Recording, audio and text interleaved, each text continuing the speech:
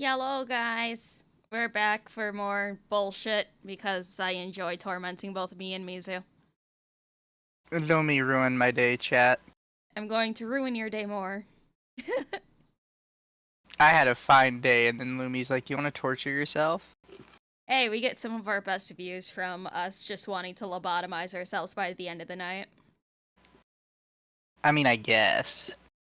I mean, is it a nice full day without wanting the need to, stick a nice pick up your eye or make out with a shotgun? You mean suck start a shotgun? I mean, making out is just as fun. Exactly. But this isn't the first time, nor will it be the last, that I have seen people say that, oh, classic anime is problematic. Oh, twincest is icky. Oh, age gaps in anime are icky. No. One, it's morally good for fictional twins to make out. It's fine.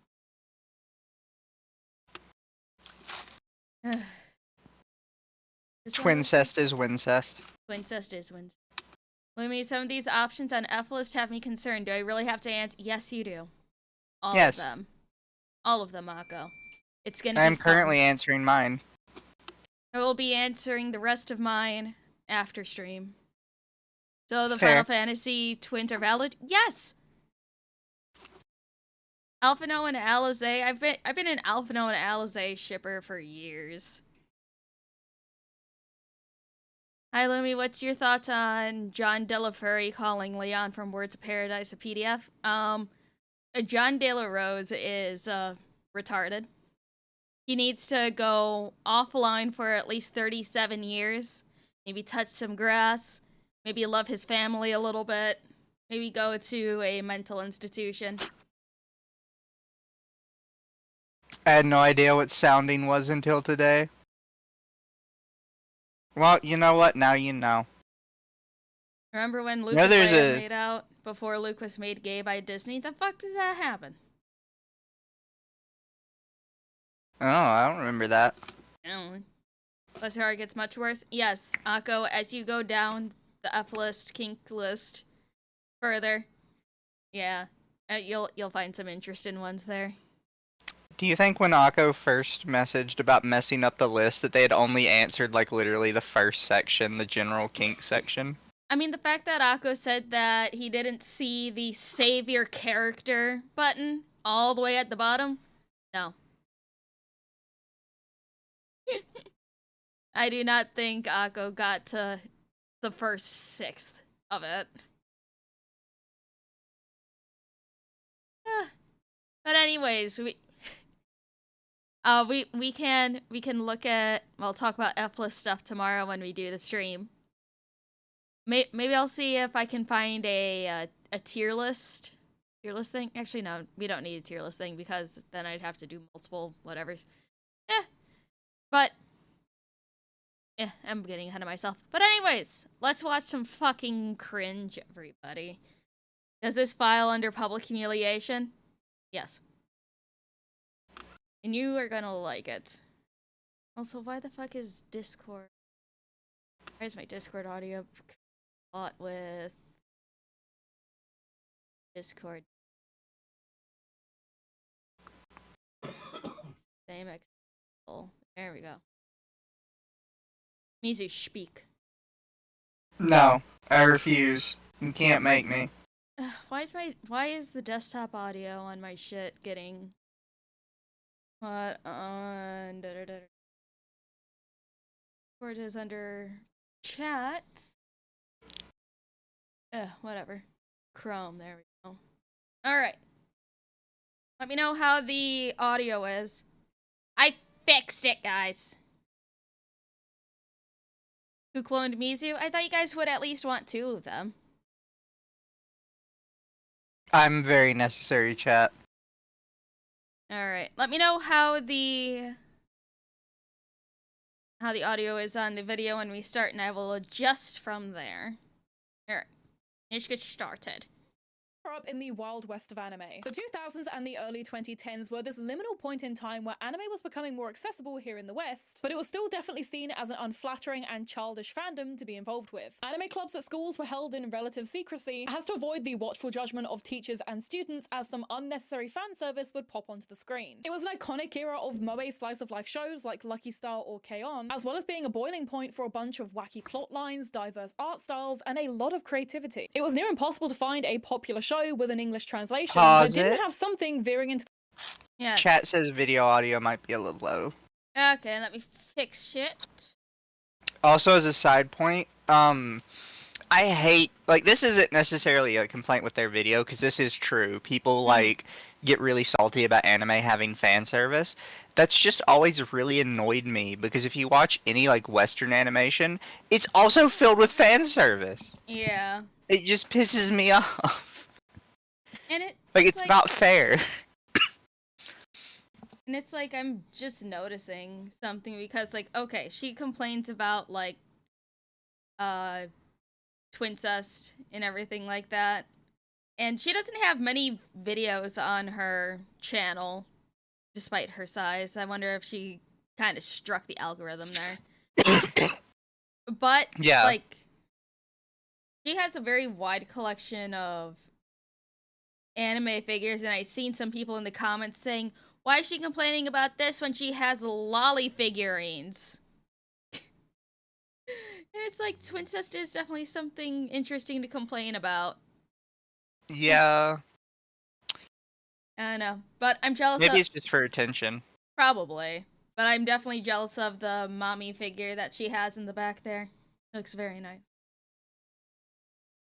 The realm of eroge despite the subject matter of the show. Like, come on guys, are you telling me that some of the jutsus in Naruto weren't going to get you a couple looks from your classmates? However, when I was rewatching some of my favorite anime from when I was a teenager, as well as animes that still have active fandoms that I didn't get around to watching at the time, I started to notice the emergence of a trope that is honestly really Chat's weird. saying my mic pretty is weird weird is a very generous way to put it, but you know what I mean. It's a trope that I remember people my age who were into anime making jokes about back when I was in school. And at some points, even a trope that some of my classmates and peers were romanticizing. It's a trope that's been used by many different anime and anime studios, and is one that also still gets used to this day, albeit more sparingly. As you probably gathered from the thumbnail, today we're going to be talking about one of the worst tropes in anime, aka the infamous twincest trope. This is my Valentine's Day special, I guess, wrapped up with love. Can we for pause, by the everyone way? at home. Sorry to Yes. Twincest really isn't that common. Like, if you actually think about it, 99% of twincest is completely, like, fanon works. Yeah. Like, I'm trying to, just off the top of my head, thinking about, like, how many anime can I remember, particularly from, like, this time period we're talking about, like, of the 90s, where there was prominent twincest, or even, like, a sidebar implied twincest. And I can't really think of anything off the top of my head. Yeah, it's like there's Hikaru and Karu from Ouran High School Host Club. They are the poster boys of twincest, honestly. Then there is, like, you know, very recently, Ruby and Aqua from Oshinoko. Which Like, is, like, maybe there's more that we're just forgetting, but I really feel like you could, at least from popular anime, you could count the amount of twincest on one hand. Yeah. So this feels like a very odd video to make, just in general. Like, oh, this is a horrendous trope. It's like, okay, like, I already don't think the trope is that bad, but I can't think of anywhere where it is. Like, because this actually came up when people were talking about, like, the most prominent Shota and most prominent lolly from Western cartoons. And the first two that come to, like, my mind are, like, Ben 10 and Gwen 10, and then Dipper and Mabel. And it's not necessarily twincest, but we're going to count Ben 10 and Gwen 10 in that. Yeah. None of that's in the show. At all. Anywhere. Same with Dipper and Mabel. None of that's in the show. But if you asked people, like, what's the ultimate Western twincest, it's Ben 10, Gwen 10, and Dipper Mabel. Yeah. It's just, like, it's not a common trope. It's just something fandoms do. It's like, and plus it's not even one of the worst tropes in anime. It doesn't even crack the top 10. Yeah, like I'm just trying to think now that we're, because like I saw this video when you mentioned it the other day, and I was like, okay, like we're gonna have a lot to talk about. And now that I'm thinking about it, I'm like, I think she just made this like up, because I can't think of anywhere where this has really happened all that much. Yeah, it's like there's a difference between like, oh, twincest is a problem and one it's not. I think she probably wanted to more talk about the sibling incest type thing, especially with the younger sister, older brother type dynamic. Yeah. It's a fan-made trope almost entirely. Yeah, it's like with Wincest from Supernatural. The first Supernatural fan fiction was Wincest that was posted, what, 10 minutes after the episode aired? Orimo? I mean, like, yeah, Orimo, but that's like, that's the whole point of that show. Like, and I still hate that the canon ending to that is that they don't get together. Actually, Gwen was originally written as a love interest because she wasn't meant to be his cousin. Interesting. I did not know that. Fair play. Yep, Sam and Dean incest was huge. The Wincest shippers are the backbone of the Supernatural fandom. Oh, it was great. With Twincest, the only anime you could think of is Kiss XS. I still haven't seen Kiss XS. You're gonna assume they're going off the joke of Twincest is Wincest? Alright, let's keep going. To my mum who watches all my videos, this is a weird one. I mean, I guess sorry to all of you who have to watch this, but hopefully it's interesting. So the term twincest, as you could probably imagine, refers to an implied or acted on romantic relationship between— Wait, hold on a second. Hey, Louie, why does this thing on screen remind me of Cass Rar, Irish lady that complained about Japan and draft? That was her! Okay, that was the person I was thinking of. That was the person I was thinking. Hold on, I need to write this down so I don't forget. Because I know someone on Twitter was mentioning her, but couldn't remember the name. Hold on, give me a second, because otherwise I will forget. Yeah, sure. Because, was she the one that was called out afterwards? After being found out that she makes, Sailor Moon AI hentai or something like that?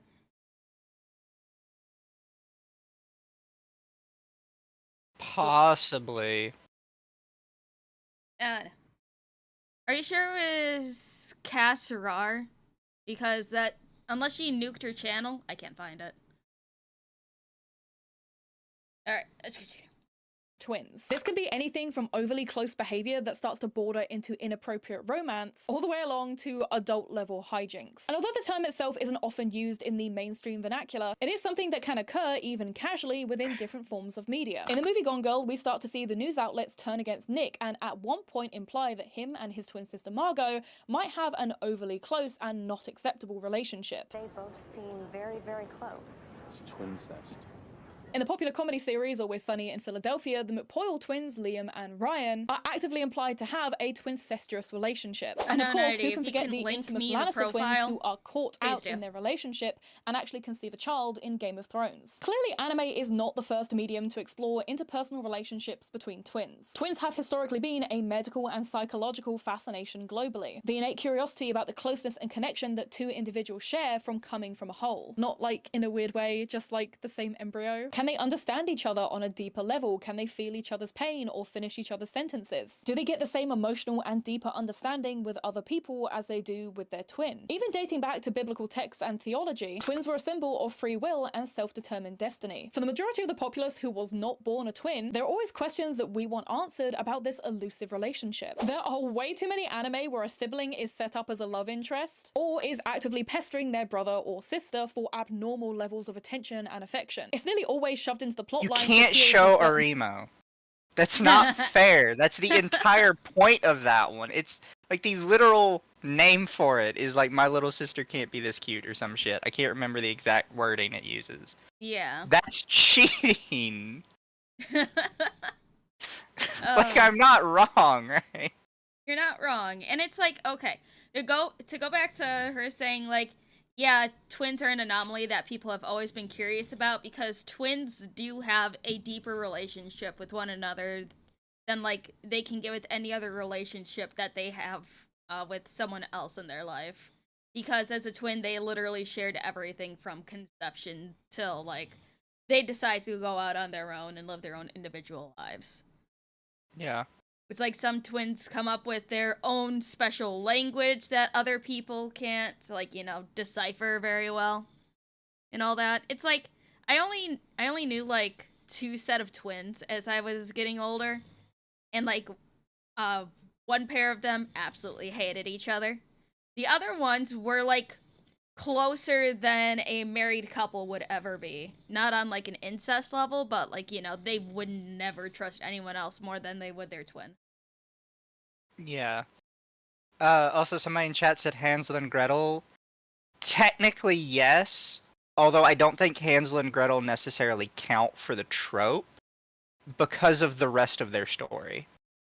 Like, they're not like a cute little twincest sidebar thing. It's like this whole really big story about abuse and other stuff. I don't necessarily think they count. Yeah.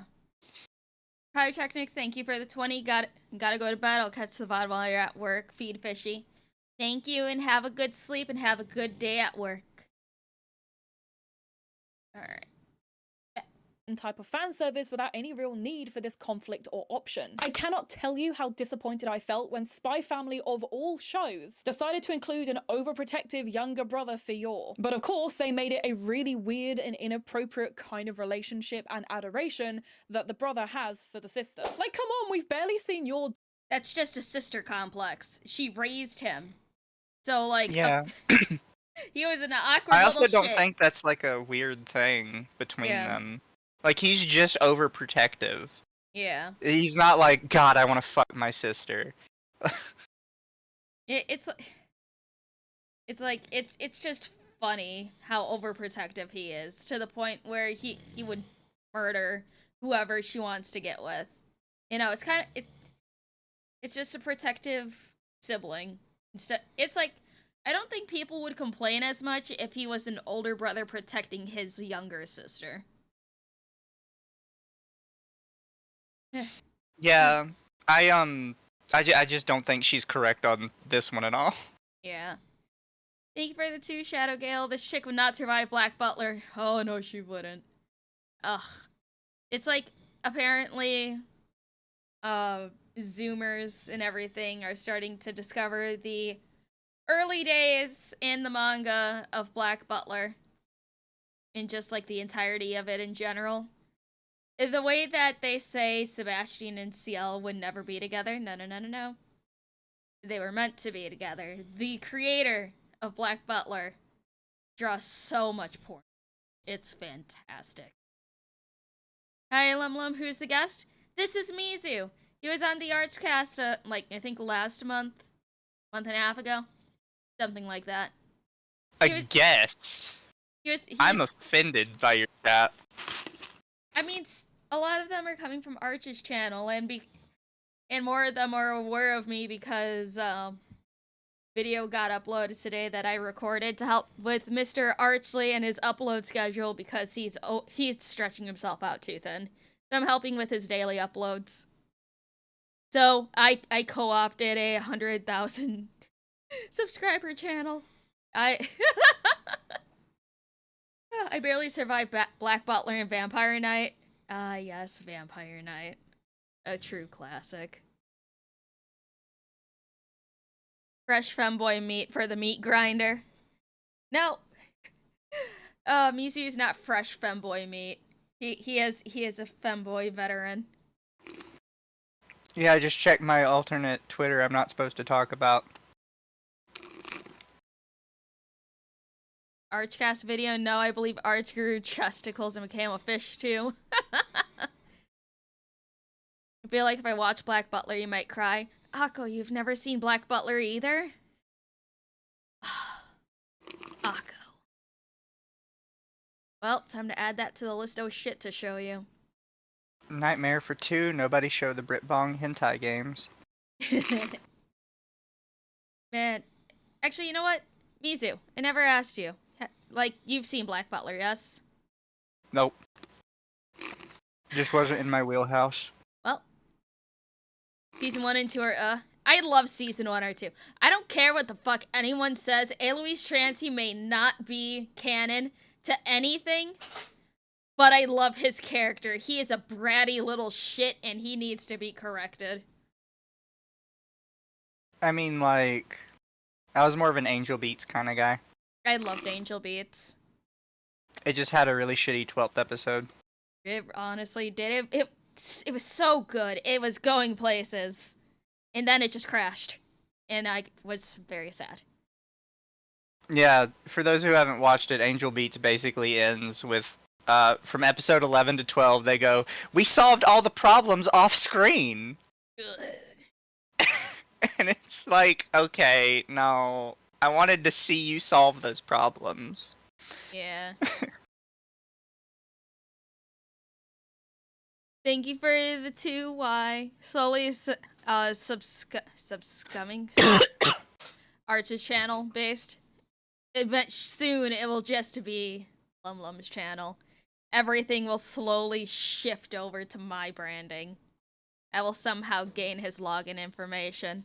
I will reroute all payments to my bank.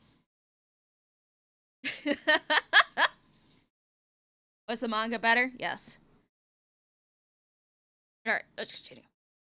Do any of her assassin stuff or have her own plot lines outside of Anya. And now we're giving screen time to this Randy who is just not relevant to the plot whatsoever and is only there, again, I guess, to kind of lean into fan service. Like, his behavior towards Yor is objectively abnormal. This is meant to be a show about spies and a cute little family dynamic. Why are we bringing a weird brother who is obsessed with his sister and promised to marry her into the equation? It's not needed. It's such a common occurrence that animes like Watamote have actively parodied this behavior to show how creepy and abnormal it is. With Tomoko being a chronically online anime consumer and trying and failing to seduce her brother, all while he looks at her with genuine pity and disgust, making the audience as uncomfortable as him watching Tomoko make a fool out of herself and do things that are objectively abhorrent. Tomoko is meant to be a loser for behaving this way and trying to replicate what she sees in anime and manga because she has no social skills. But of course, I could do a whole video talking about the weird thing that anime has with sibling dynamics, and I might just do that at some point, but it is like opening Pandora's box, so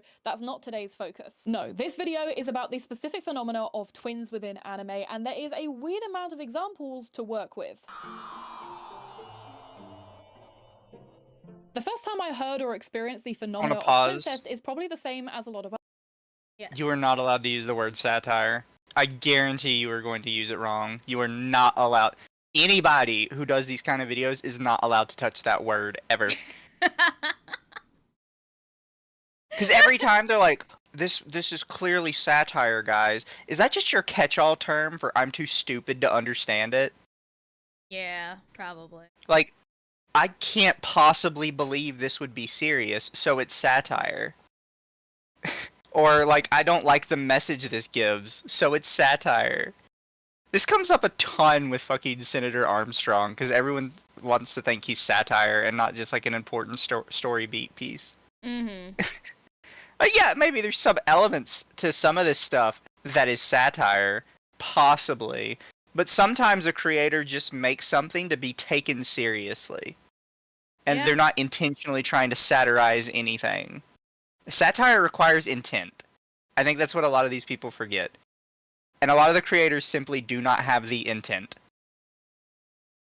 I don't know.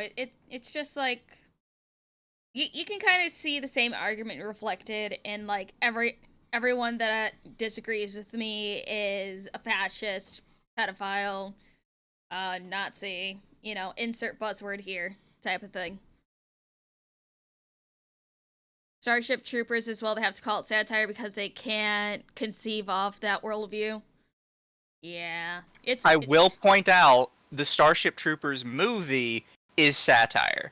But it's satire because they really hated the book, and they didn't want to make the book's message, like, into a movie. It's like, I know... Because they're gay. I know that, Arch did a react video to someone saying that, oh, Starship Troopers is, like, you know, fascist, whatever. And, no, Arch didn't do a video. He did a whole fucking live stream, which he rarely ever does for a react slot. And it was beautiful. And I still haven't seen Starship Troopers. I need to.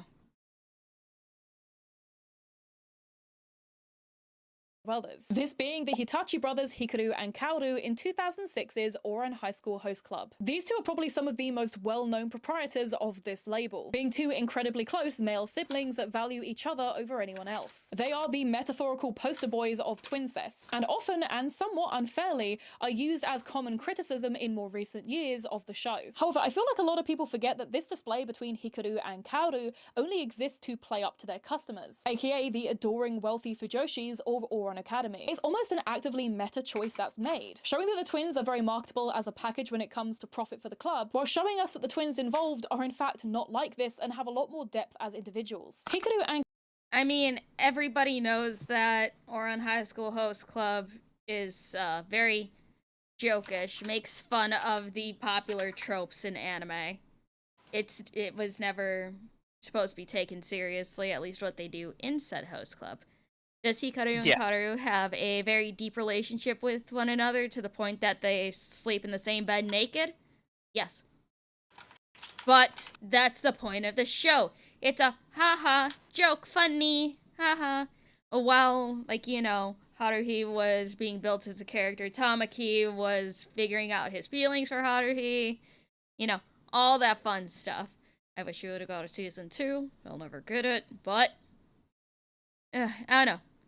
I don't know why she is, you know, talking about this like it's super serious or blah, blah, blah. Well, Spain for 2, thank you, Wendy. When you do, you will understand who is best girl. Okay.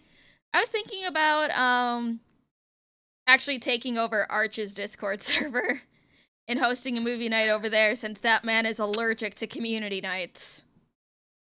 Well, that's why I started a community night over on my my Discord. I thought it was fun. It is very fun. That's why I try to do movie nights on Saturdays. No, not my Hitachi twins. Somebody stop this bitch. The Hitachi twins will always be my favorites. Might I suggest Starship Troopers? That was the plan. I was gonna do my first Starship Troopers viewing over in Arch's server. Just gotta plan a date. Get my permissions to be able to stream in the server while I shut everyone the fuck up. I'll bother Discordia about that later. and Kaoru do have a very deep relationship with each other in the anime and the manga. However, Ouran High School Host Club does try to show what it's like to be a twin and the nuances of that kind of dynamic outside of society's fetishized view of twins. The struggle of trying to be seen as individuals by their peers who, more often than not, treat them as entirely interchangeable with one another, regularly feeling isolated and misunderstood as others don't try to get to know them or appreciate them based off their own individual merits. Even their own family and the staff that work for them, such as nannies, don't really know them as individuals or can confidently distinguish between them. And so when the Hitachi brothers join the host club, they use their experiences of how others perceive them to benefit financially for the club's benefit. Kind of in the same way that the mangaka sells the twins as a duo, but then subverts expectations by trying to grow their characters individually. It's only when Haruhi joins the host club do they start. I mean, it's not really subverting expectations when that was just a natural character growth. Yeah, like, you can't just say something's subverting expectations, right? Because this happens a lot. We're like, oh no, like the director, like, totally, like, rug pulled you. It's like, how? Exactly. Like, you need to be specific.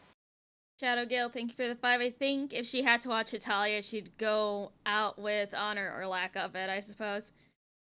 Hitalia. Just so toxic. Well, the show, not so much, but the fandom itself. Probably in the top 3 worst fandoms ever fucking created. How dare you, Lumi?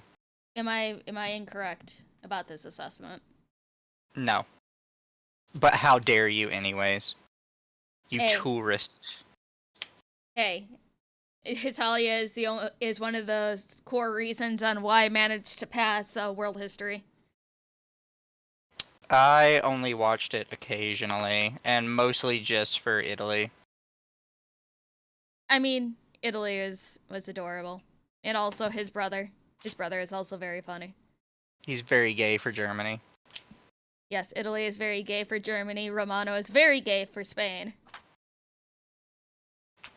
Which is Austria. cringe because who's gonna be gay for Spain? Of all places, God. And then Austria and Turkey. No, not Turkey. Hungary will always be my number one, and also probably only heterosexual ship in that entire show. How dare you, I have you know My Hero is the top worst fandom in the anime scene? Oh no. No, they're just Hetalia is very... it's Well, like I was gonna say, they're just very basic shonen. Like, shonen fandoms are all about the same. yeah. It's It's like just a bunch of stupid kids. yeah, it's a bunch of retarded fucking children. It's like until you have seen people send each other like cookies and baked goods full of needles at conventions because they shipped the wrong thing, I don't think anything will top it. Full Spain for 2, I'm a grower, not a shower. Japan. Yeah. And Y for 2, we're slowly making Arch a brony. Can you blame him? I mean, Arch needs to stop being such a baby. Have you interacted with Dragon Ball Z fans? No. Boruto? I think that's just the same thing with My Hero fandoms.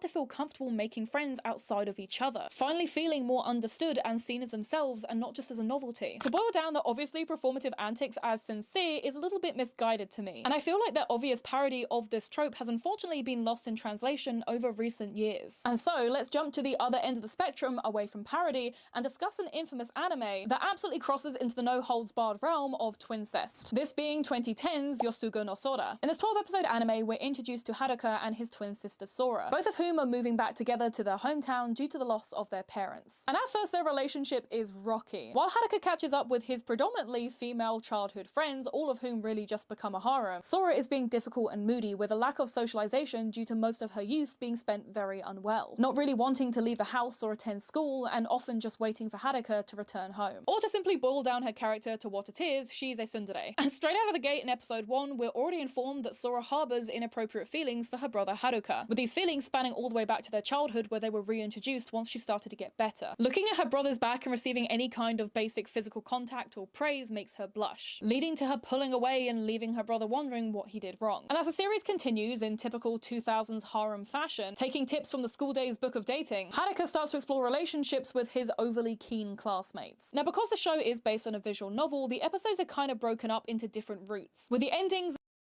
It's like this show is specifically very ecchi, very fan servicey. Of course, they're going to lean into the incest. And again, visual novel adaptation. What do you expect from visual novels except from absolute fucking degeneracy?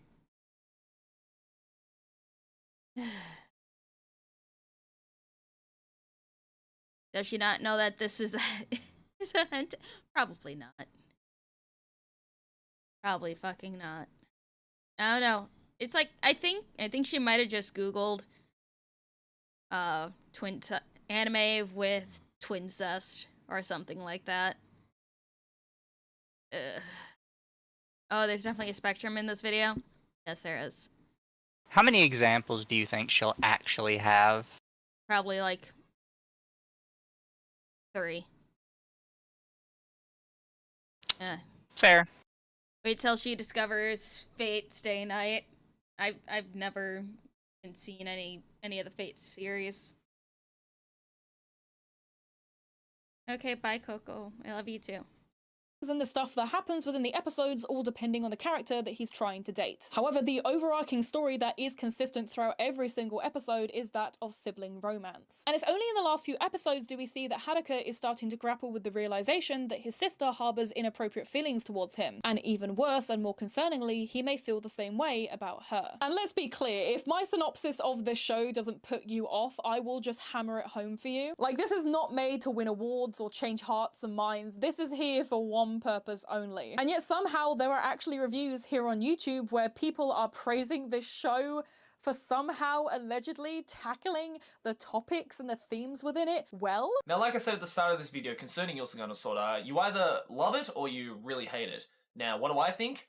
I personally love it. I don't know if we watched the same show, but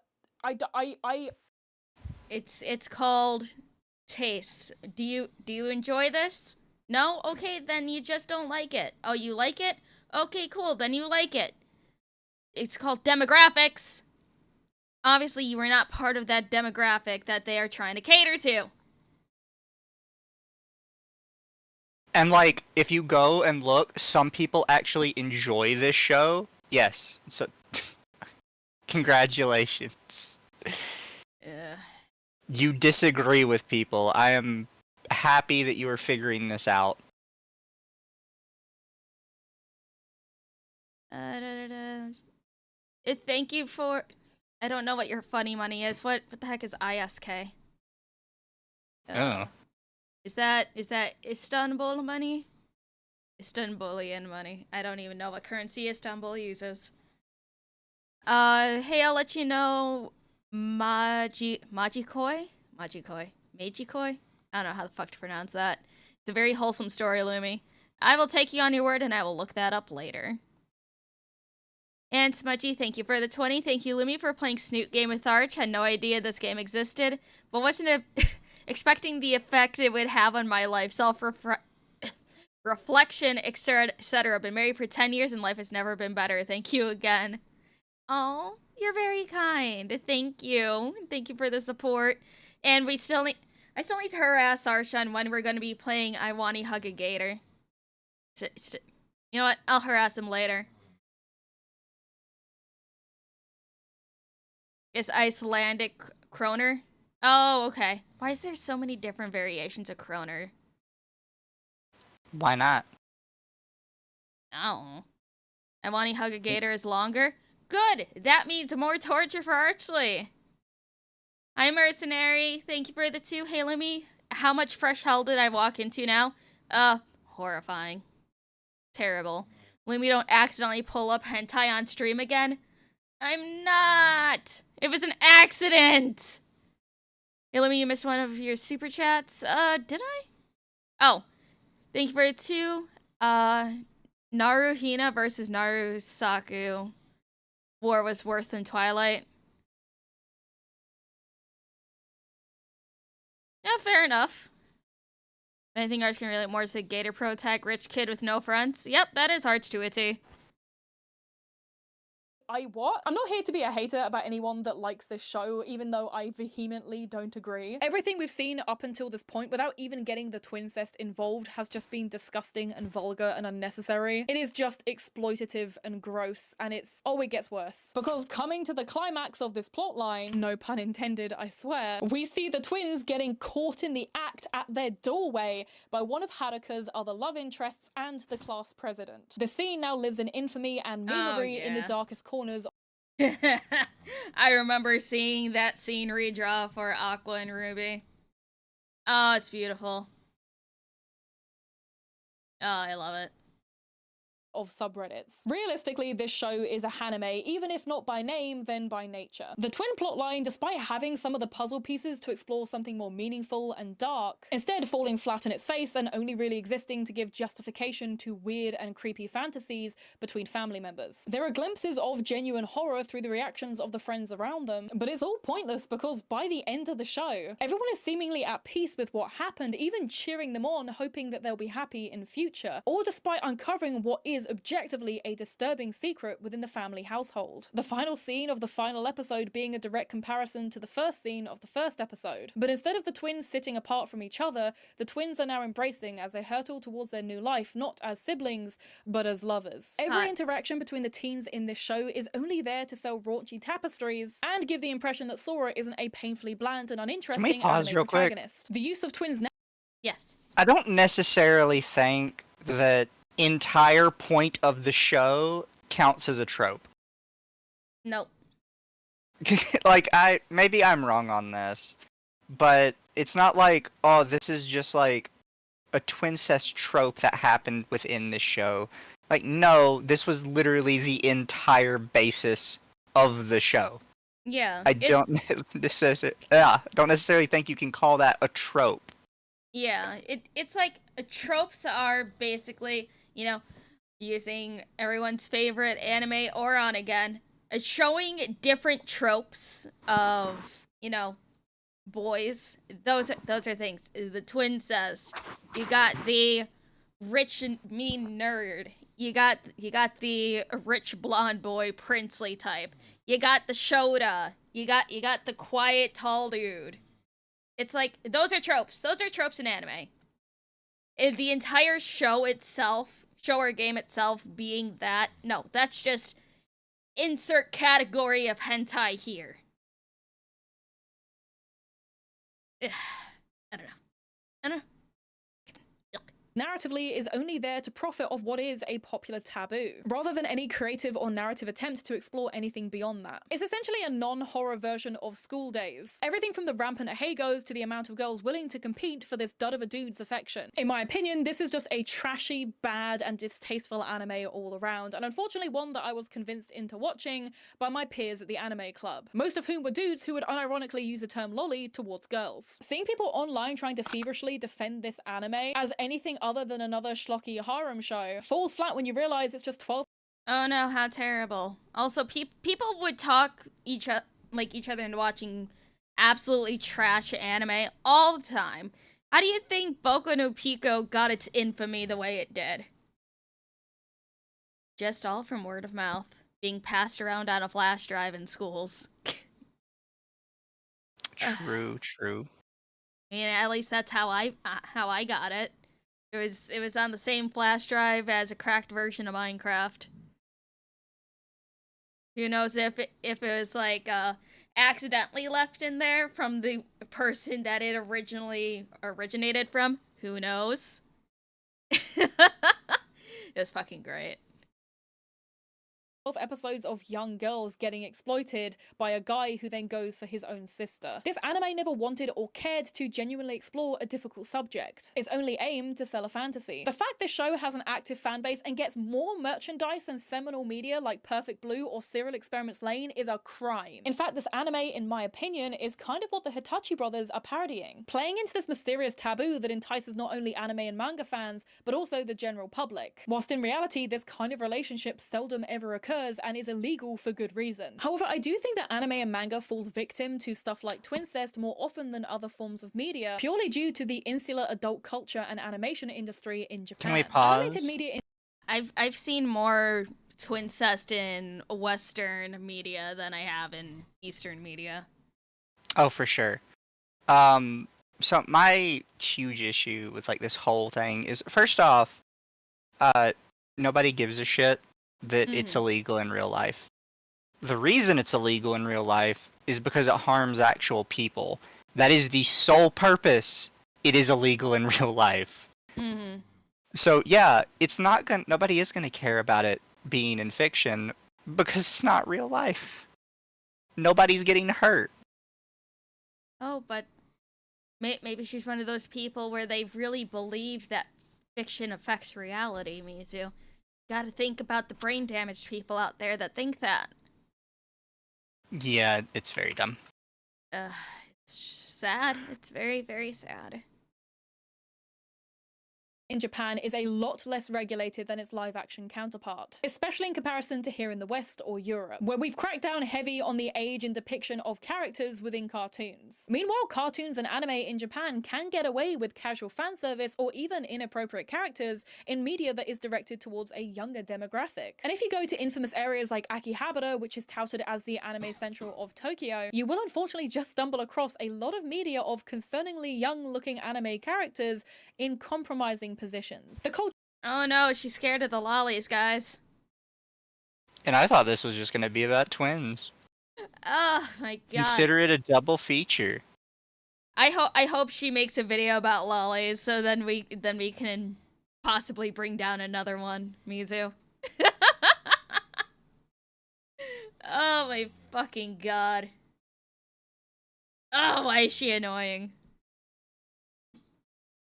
Culture around adult activities in Japan is complex, uncomfortable, and usually rather biased. You can tell series like Yosuga no Sora are disproportionately enjoyed by men rather than women. Whether it be the lack of male characters in the show outside of our main character, or the fact that these young girls are always obedient and willing, it's I don't No, know. the reason it's men more than women is the same reason all, like, specifically video pornographic stuff is men more than women. Men are visual creatures.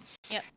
We, by and large, enjoy movies and video games more than women across the board, no matter what it's about.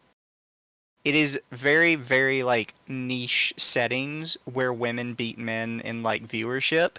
And even then, there is a disturbing number of men that are also a part of that viewership, even though they're definitely not the core demographic. Because visual stuff is just more male-centered. Yeah. And It it's has like nothing to do with the content of the characters. it's like I think she also forgets that a lot of these shows, a lot of these manga, especially relating to lolly and more taboo subjects, are created by women. I don't know. Fucking. I'll Spain for 2, thank you. Could have sworn Rev made a video on this girl on lolly. This girl has not made any videos on lolly. She only has like 6 videos and like over 200 YouTube shorts. So I think it was someone else. And we'll Spain for another 2. Calm down, it's just a drawing. Patrick Star. Yes. It's obvious that the show and media wasn't marketed with women in mind. Hell, even the merchandise for Yasuga no Sora stands out in stark contrast compared to Ouran High School Host Club. Whilst there are 38 figures of Sora in various states of undress and mood on my figure collection, there are literally 0 figurines listed of her brother Haruka. This is because Haruka really is just a placeholder for the viewer to project on. He only really exists to open up the possibilities with these girls to the audience. He doesn't distract from the main focus of the series, which is the girls. Meanwhile, Ouran High School Host Club has completely different merchandise. Our female lead Haruhi has no weird or creepy figurines depicting her. She's always Ouran High School Host Club is also geared towards younger viewers. And then the Haname is obviously gonna have more not safe for work leaning figures. Yeah, I don't know why she's this retarded. Like... Oh my god. It's like, if there were, like, not safe work leading figurines of, like, you know, the Hitachin brothers, for my favorite boy, fucking Kyoya, he was my favorite. I'd buy that shit right away. As you can tell, I have a type. I can tell. Oh, it's not my fault. Men with glasses are just hot. Ugh. is dressed in either her male or female school uniform, with no additional curves or raunchiness added. Even the club's manager Renge, one of the only other female characters predominantly shown in the show, gets respectable figurines and merchandise. And when it comes to the boys, they are all respectably dressed and usually holding more comedic poses. Younger audience! You fucking Also, tard. why are you showing exclusively Nindroids? She hasn't shown a single figure of any of them other than Nindroids, which are almost by and large exclusively safe for work, because Nindroids are meant to look cute. You could probably give me like 15 minutes of looking online, and I could probably find some not safe for work figures of these dudes. Yeah, I highly doubt she's telling the truth, that all of them are just like totally like completely respectable with nothing going on. Fuck off, you're lying. That's why you're only showing Nindos. Oh, why? Thank you for the 5. Think of all the real life kids that could be helped if these people gave a damn as much as they did about words. It gave them a damn as much as they did these drawings. Honestly, this is what a bunch of people have been saying, is that they care about the pixels more than actual kids. And it makes them look terrible. Yep. with the only merch that leans into fan service arguably being stuff that would actually be sold in universe by the host club to its clients. These being cheesy, over-edited photos of the boys in flirtatious poses or cute outfits, but always inoffensive and safe for work. It's all just kind of self-aware and leading into the fantasy of what the host club likes to provide. And so I guess this leads me to the general state of twincest, because clearly not all media that falls under the twincest bracket is made equal or for the same purpose. For every parody, such as the implied relationship between Scanty and knee socks, They're demons. They're also Scanty and knee socks. Of course they're going to be fucking each other. Also, I don't think they're any more, like, sexually charged towards each other than Panty and Stocking are. Yeah. Wolfsbane, thank you for the 5. Trust me, it's for women as well. The things I've seen, read, and heard from women being the only boy in high school anime club and yearbook club. Oh, women are ruthless. in a show that's very clearly self-aware and critical of anime, you also get shows like Kiss X Sis, an unapologetic dumpster fire that allows its viewers to indulge. No shit. It's called Kiss X Sis. What do you expect? Tatsu, thank you for the 20. I don't know what that funny money is. Hi, Lum Lum and Sir Femboy Highness. We need Hello. we need to treat Mizu like the princess that he is. Yes. Give me money so I can buy more dresses. Oh, I can't wait till your dress comes in, so then I get to see some preview photos before everyone else does. I already have it. It's sitting on my bed. Well, I can't wait to see the photos. Lich, thank you for the 50. I always forget what your currency is. Those Oran Host Club Nundroids are low stature. She is outing herself as a free candy fan enthusiast. Ah, silly. Swish Franks. Okay. So many foreigners. I blame Arch. In a taboo fantasy, whilst also making them feel emboldened enough to claim that there is a good plot to be had. Spoilers, there is not. It is not a good show. And hell, even in more mainstream anime media such as Vocaloid, Rin and Len, who were designed to be direct mirrors of each other but are often considered twins, regularly get the twins. Good. As it should Also, be. this has, again, nothing to do with the media it came from. This is total fanon. At this point, you're just complaining about incest shippers. Yeah, it's like, don't say that it's a trope in anime. Just say fandom trope. Just add fandom before trope. And then I will stop bitching about your video. I'll still bitch about it, but not as much. Yeah, I was about to say, it's still stupid either way. Yeah. Incest treatment in both fan art and music videos, with this being a trend in their relationship since way back when I was a teenager. It almost feels like the karmic balancing of the universe. If you have a show like Candy Boy, then you need to have a show like Dominion Tank Police. In Candy Boy, it's specifically made for the viewer's pleasure, whilst in Dominion Tank Police is a means to an end to benefit the duo. Using other Demographics. I will continue to wave my hands around and say demographics that these are put towards. Yeah. On Farmer Jack, I'm sorry, Vocaloid is more mainstream than anime. Unfortunately, Vocaloid is now becoming way more mainstream, and I hate it. I hate it so much. Yeah. I mean, Miku was in Fortnite, bro. Yep. It's like, you should see the amount of posts that are just like, oh, you can't ship Ren and Lin together because they're siblings, or if you do, you can't make them siblings. And it's like, no. They've been kissing for like over a decade, and they'll continue to kiss. Demographics are targeted audience, yes. others' fascination and interest in them to their advantage. And also very quickly on that note, if you are looking for one anime to watch and take away from this whole video, please make it Dominion Tank Police. I think you can watch it entirely for free on YouTube right now. It's like 4 OVA episodes, and honestly, it is insanely good. It gives Ghost and Shell mixed with Akira. It's very, very old school, but it's really, really good, really funny, and yeah. Definitely check it out. And even if you want to step away from anime for a second and just look at cartoons as a general, even the recent Hell of a Boss Valentine's Day collection reawakened conversations about twins and twincest. Specifically, this being due to the merchandise of Glitz and Glam, two characters that show up in the Fizzaroli arc of Hell of a talked Boss, about and this both of the other whom are day. determined to Yes, you did. I was about to So- say, this is more your wheelhouse than mine. Yeah, so multiple things here. She's retarded for even bringing this up. Because, first off, again, like Scanty and Nisox, they're demons. Not only are they demons, they're demons of envy and greed, and their entire purpose is to make money. They use the fact that they are twins in order to entice people to make money.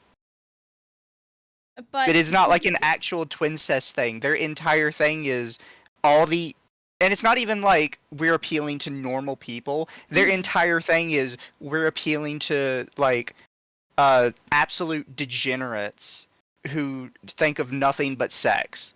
Like it's even said like almost explicitly like, yeah, the people that like us are total freak degenerates.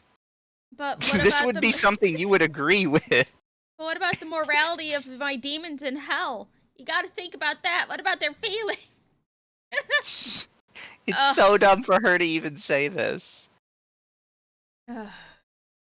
become famous at any cost. The controversial merchandise in question being them on a pole and them also being shown wrapped up together looking towards the camera. Some netizens were immediately uncomfortable with the implication from this merch, whilst others were quick to point out that this merch not only feels in-universe accurate but also intentional. A great video by creators Blue Moon and 2Dream here on YouTube and TikTok gives some genuinely good insight from the perspective of twins. Okay, as a twin, let me talk about the new Glitz and Glam Hell of a Boss merch, which is basically like a non-problem, but apparently there's drama because there always is. And we're actually strangely qualified for this. I'm the girl who did the Rating Twins in Media series, and I'm the girl who makes Has-Been and Hellaverse content, and we're twins, so we're collabing. Long story short, this isn't Hell of a Boss shipping them together. This is just Glitz and Glam fetishizing themselves. Like they say in their song, wanna sell my funny slutty body to the masses. This is totally giving merch they'd sell to their fans in canon. One of them literally flashes their,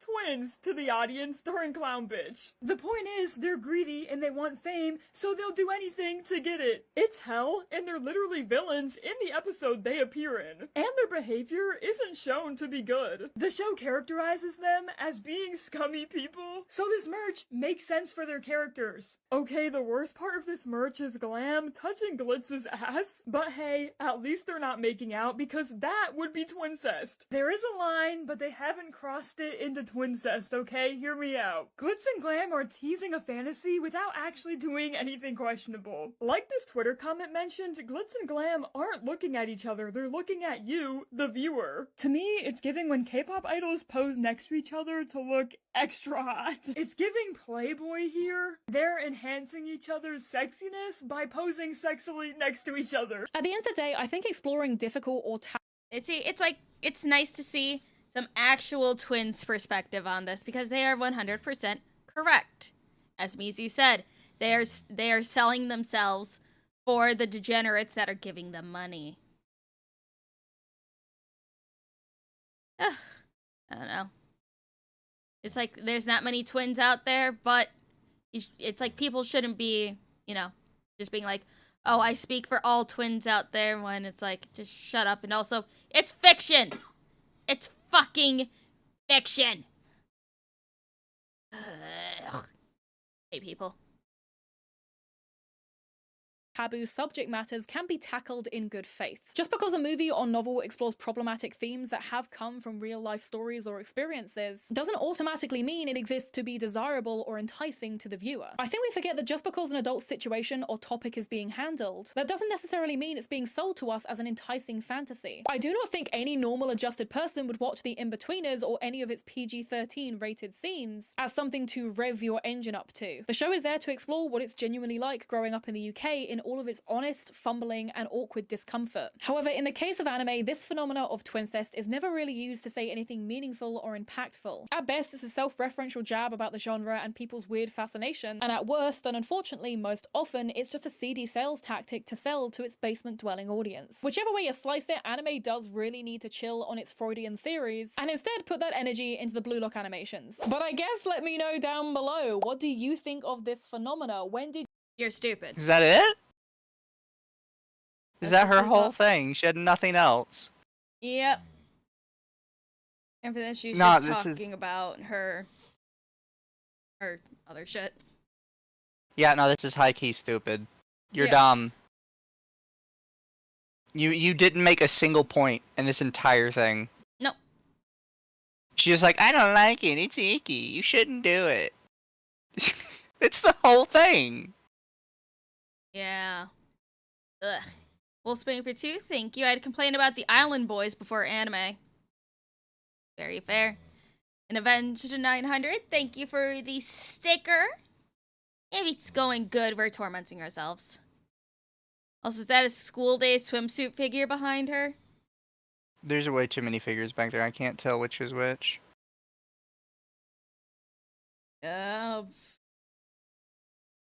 It's a possibility. School Days is very famous. It looks like this is up here is where her swimsuit figures are. Man. So dear for the video, this is icky equals bad. Yep. And I will have to put in the description on what video this is. I'll do that afterwards. Just lost 10 IQ points because of this creature. Well, guess what? We got another one for you guys. Yeah, Lumi wants to make me watch more because she Yes. hates me. No, I love you. We got You more, just love guys. me for my ass. I am just using you for your ass because it looks very nice. So, have you seen this person before? Because I don't really recognize them. Nope. I have never seen her before, but this is like one of her only anime videos that she's actually done. Okay, fair enough. Like, let me see her channel. Oh, I guess she used to work at Disney. A lot of people worked at Disney. That's not that special. Oh, she's a Disney adult. Ugh. Ugh. Ugh. She's a Disney adult. No.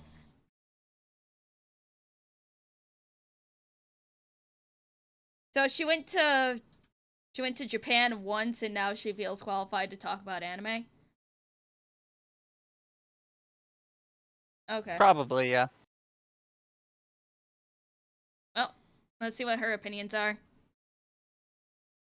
This, I have some pretty fat and juicy nuanced takes on all of this because I feel like shoujo needs to be analyzed with some care and attention and not just like lol lol how weird was this. I mean, for the most part, some of it is just weird. Also, trigger warnings. I feel like early 2000s shoujo in some ways is its own trigger warning, but we're specifically going to be looking at media which is potentially problematic, and if anything makes you uncomfortable, if you feel like this video is too much, just click away, turn it off, be safe out there. So great. Yes, because early 2000 shoujo anime is just absolutely triggering. Ugh.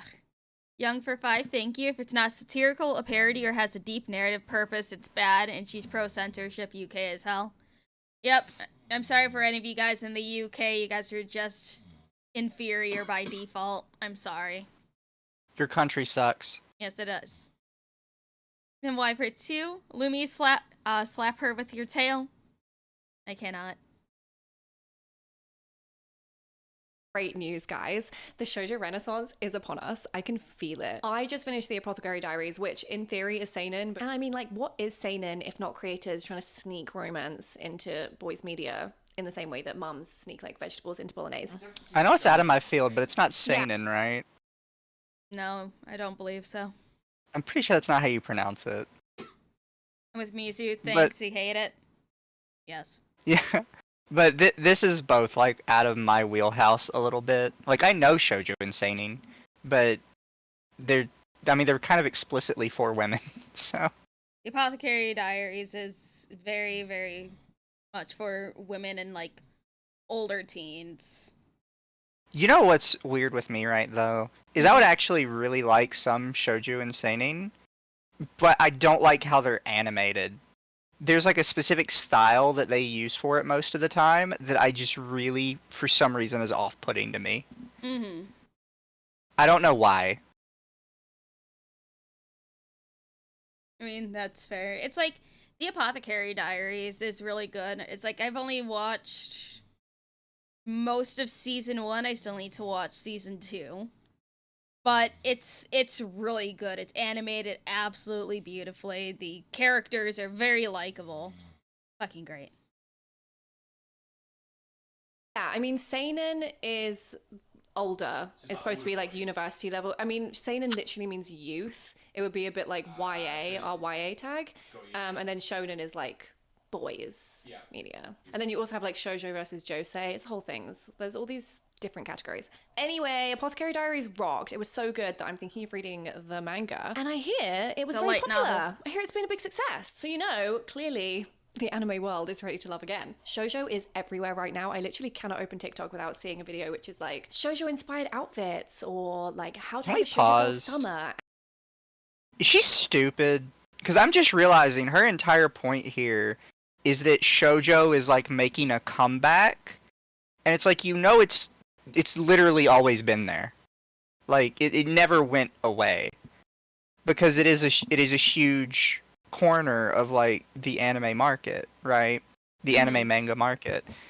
Which is why like there's always been Shonen Jump and Shoujo Beat, and both of them have consistently run for years without stopping.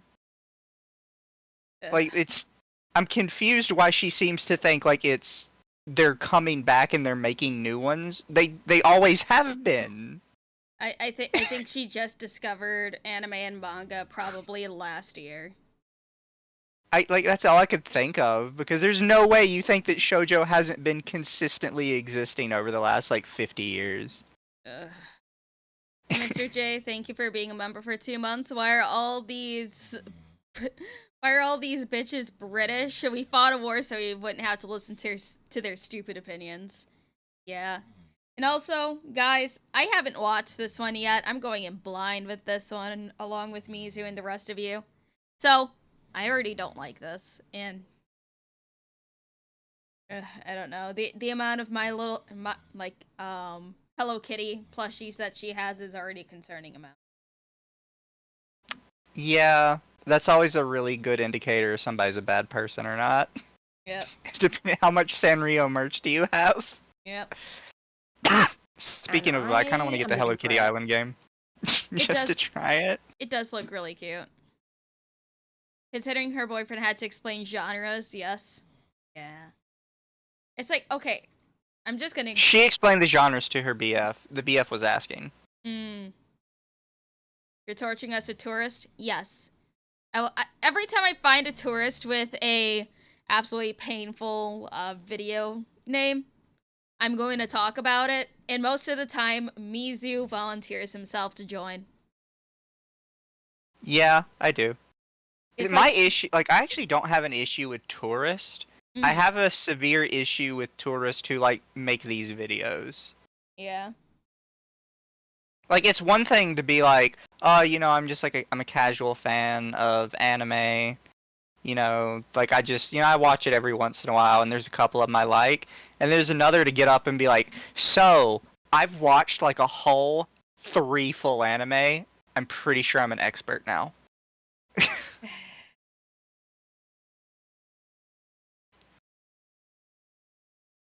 I hope this phase never ends. Let's keep this energy up. But with shoujo on everyone's minds, some of the big controversial titles from our childhoods are being put under a new spotlight, and people are rightly asking, what the fuck?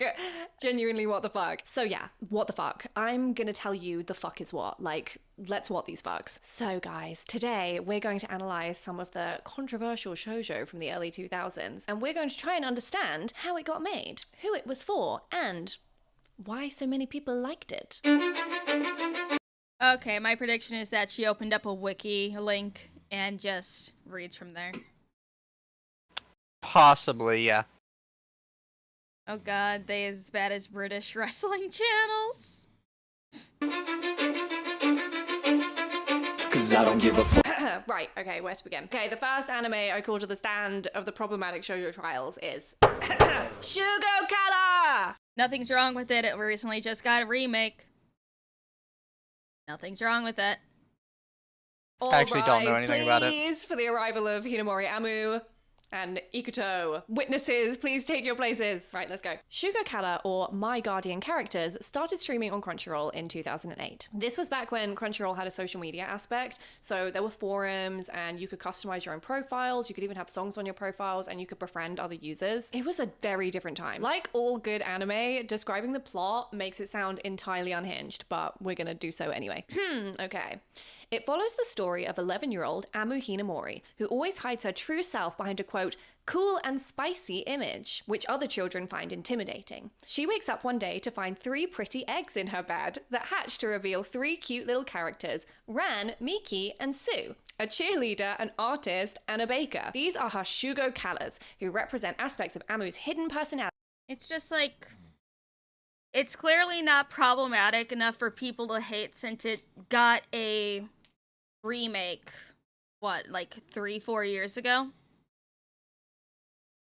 I like the little chibis, they're cute.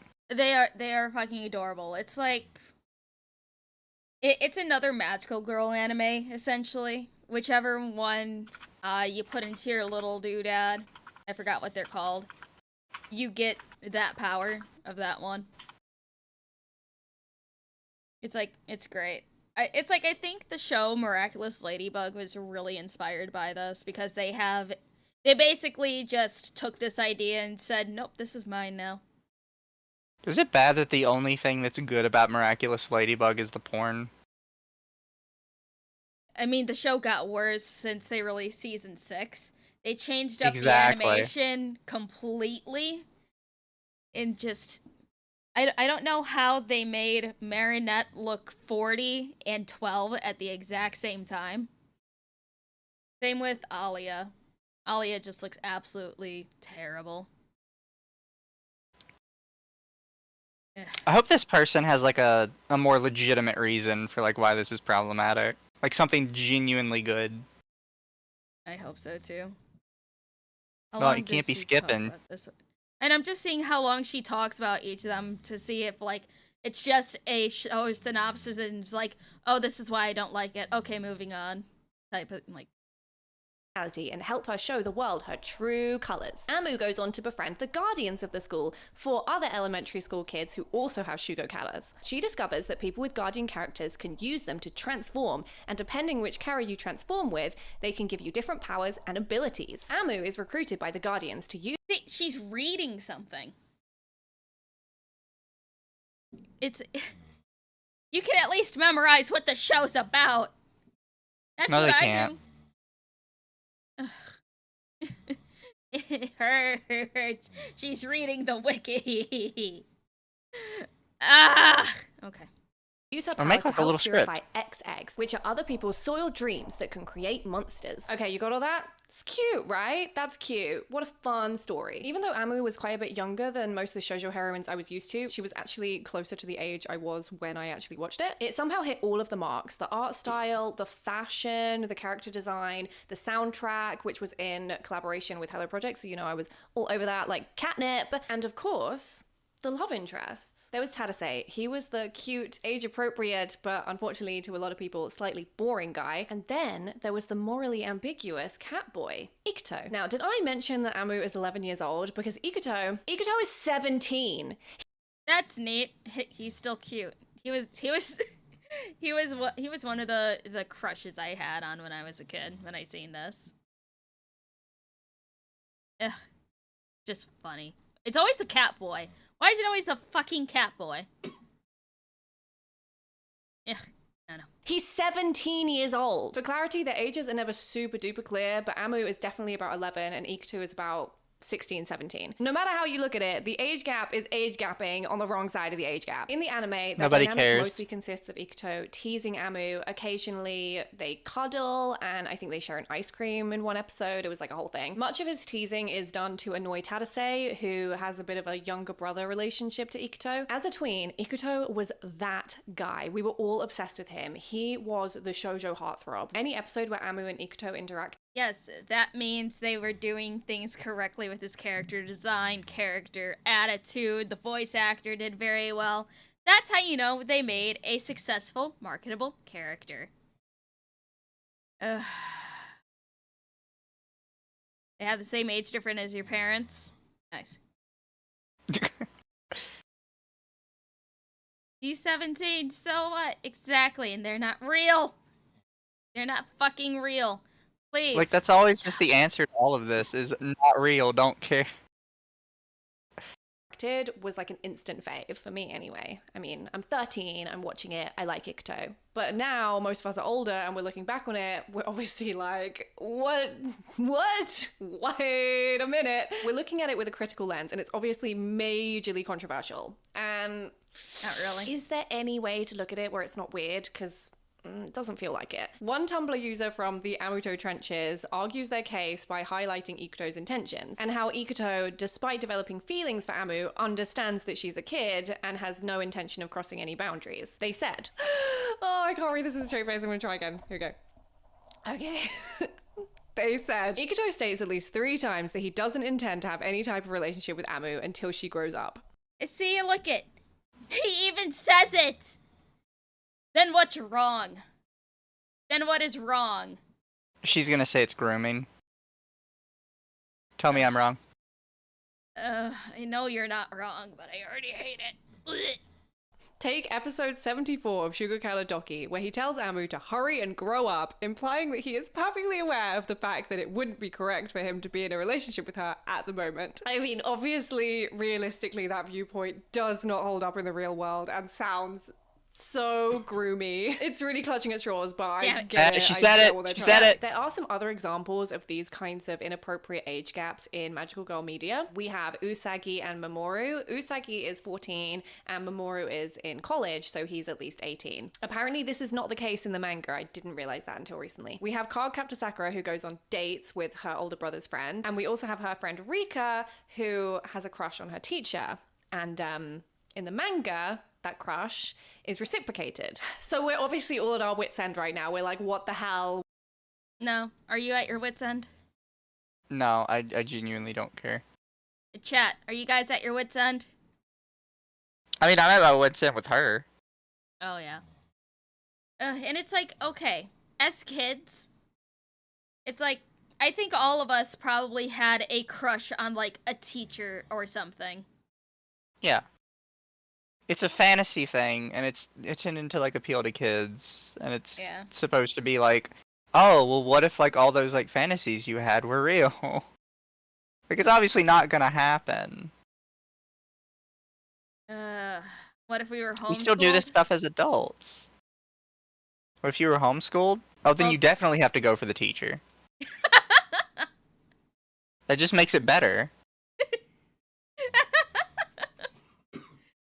Oh, it's silly.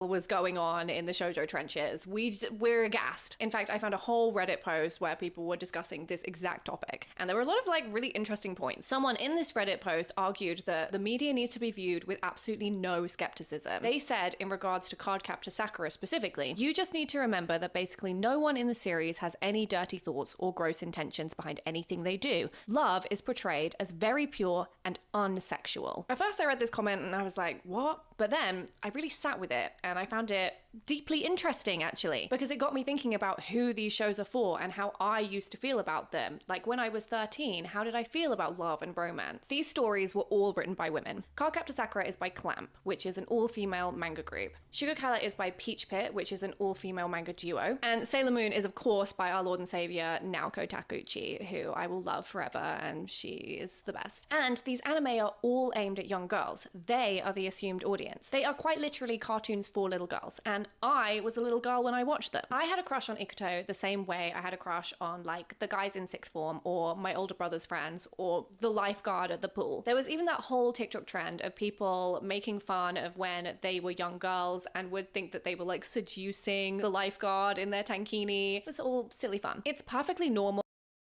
See, it's just... It's like, okay, when we look back at shows as an adult, essentially, you're looking at it after your mind, life, and everything else has been tainted by life. By your experiences. You are looking at these shows as a child with absolute fucking purity. You don't, like, unless you have had unfortunate situations happen to you, you don't see anything wrong with this. Which is like, you know, what they're trying to sell on is these girls' purity and how they, you know, if they're magical girls, then they're special. They can do this, that, or another. And they still look up to and fall in love with people who are older than them. But nothing ever happens. Ugh. I don't know. It's like, it's a whole different mindset. It's not like we can shut our brains off and reset back to that time to see, so how did I feel about this?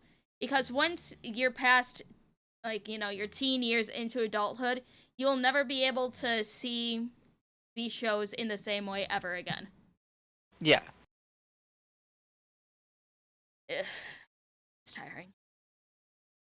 For young girls to have these kinds of feelings and fantasies, and it's probably why when we watch shows like Sailor Moon and Shigokara, we didn't really think twice about these love interests because, like, obviously the cool older boy is going to be the love interest. This is the totally made up universe of a little girl's mind, and in this world everything is pure and magical and safe. Unfortunately, we do not live in a little girl's fantasy world. We live in the real world, and it's bad. And while it's fine for these fantasies to exist and be explored in appropriate media, the problem is other people. The worry obviously comes from what if somebody comes along and exploits these fantasies. The nail on the coffin of that thinking you're... That is the parents' pause. job. Yeah, that's what I was about to say. Like, people always bring this up. It's like, you know what the way you combat this is? Have the parents parent their kids! Yep. Stop telling the anime needs to parent my children for me. No, parent your fucking kids. Yep. It's like people expect the world to be good to these children. Unfortunately, the world is not going to be good to these children. The parents... The world is a horrible place.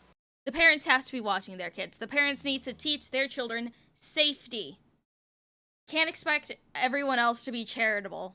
Because unfortunately, we don't live a life like that. Unfortunately. We live in a bad world. We do. You're seducing the lifeguard trend came when a girl stitched it and she told the really harrowing story of how, as a child, she thought she really had seduced the lifeguard, and she didn't realize until she was older that actually she had been groomed and the whole situation was really messed up and the guy was a fucking fucko. And this is the sad reality. For all of the hundreds and thousands of harmless fantasies and fond memories, there's gonna be one colossal asswipe who takes advantage of it. But is the media to blame? I think it's safe to say that these fantasies that young girls have would exist regardless. Like, you can't thought police little girls. You would hope that these kids are able to enjoy their fun magical girl cartoons without having to worry about weirdos in the real world. You would hope. But, it's a really dicey topic. A really good portrayal, I think, of a kid having a crush on an older character can be found in Gravity Falls, with Dipper, who is 12, and Wendy, who is 15, 16. Wendy is extremely cool and funny and, like, such a bro, and Dipper's crush on Wendy feels very real. Wendy also does not reciprocate at all, and is in fact incredibly uncomfortable with the whole thing. But Gravity Falls goes even further than this, not just poking fun at the issue, but drawing attention to it. In one episode, Dipper and Mabel travel back in time, and they meet a young... Yes. I don't think she realizes that, no, we have, like, you know when they talk about, like, it's from the person that made it, they say it's from word from God? Yeah. Yeah, no, we have word from God that he kind of based the relationship Dipper has with Wendy off his own crush. Yeah. Like, no, he is 100%, like, dead serious with the Wendy thing. He acknowledges like as an adult, like yeah, that's weird, and for the purpose of the story, like Wendy has to see it as weird, so she's not a bad person. Mm. But no, that is 100%. He's dead serious about it. It has, because he said it publicly. He's like, yeah, no, Wendy's based on a girl I really had a crush on when I was a kid, and she always rejected me because I was younger than her.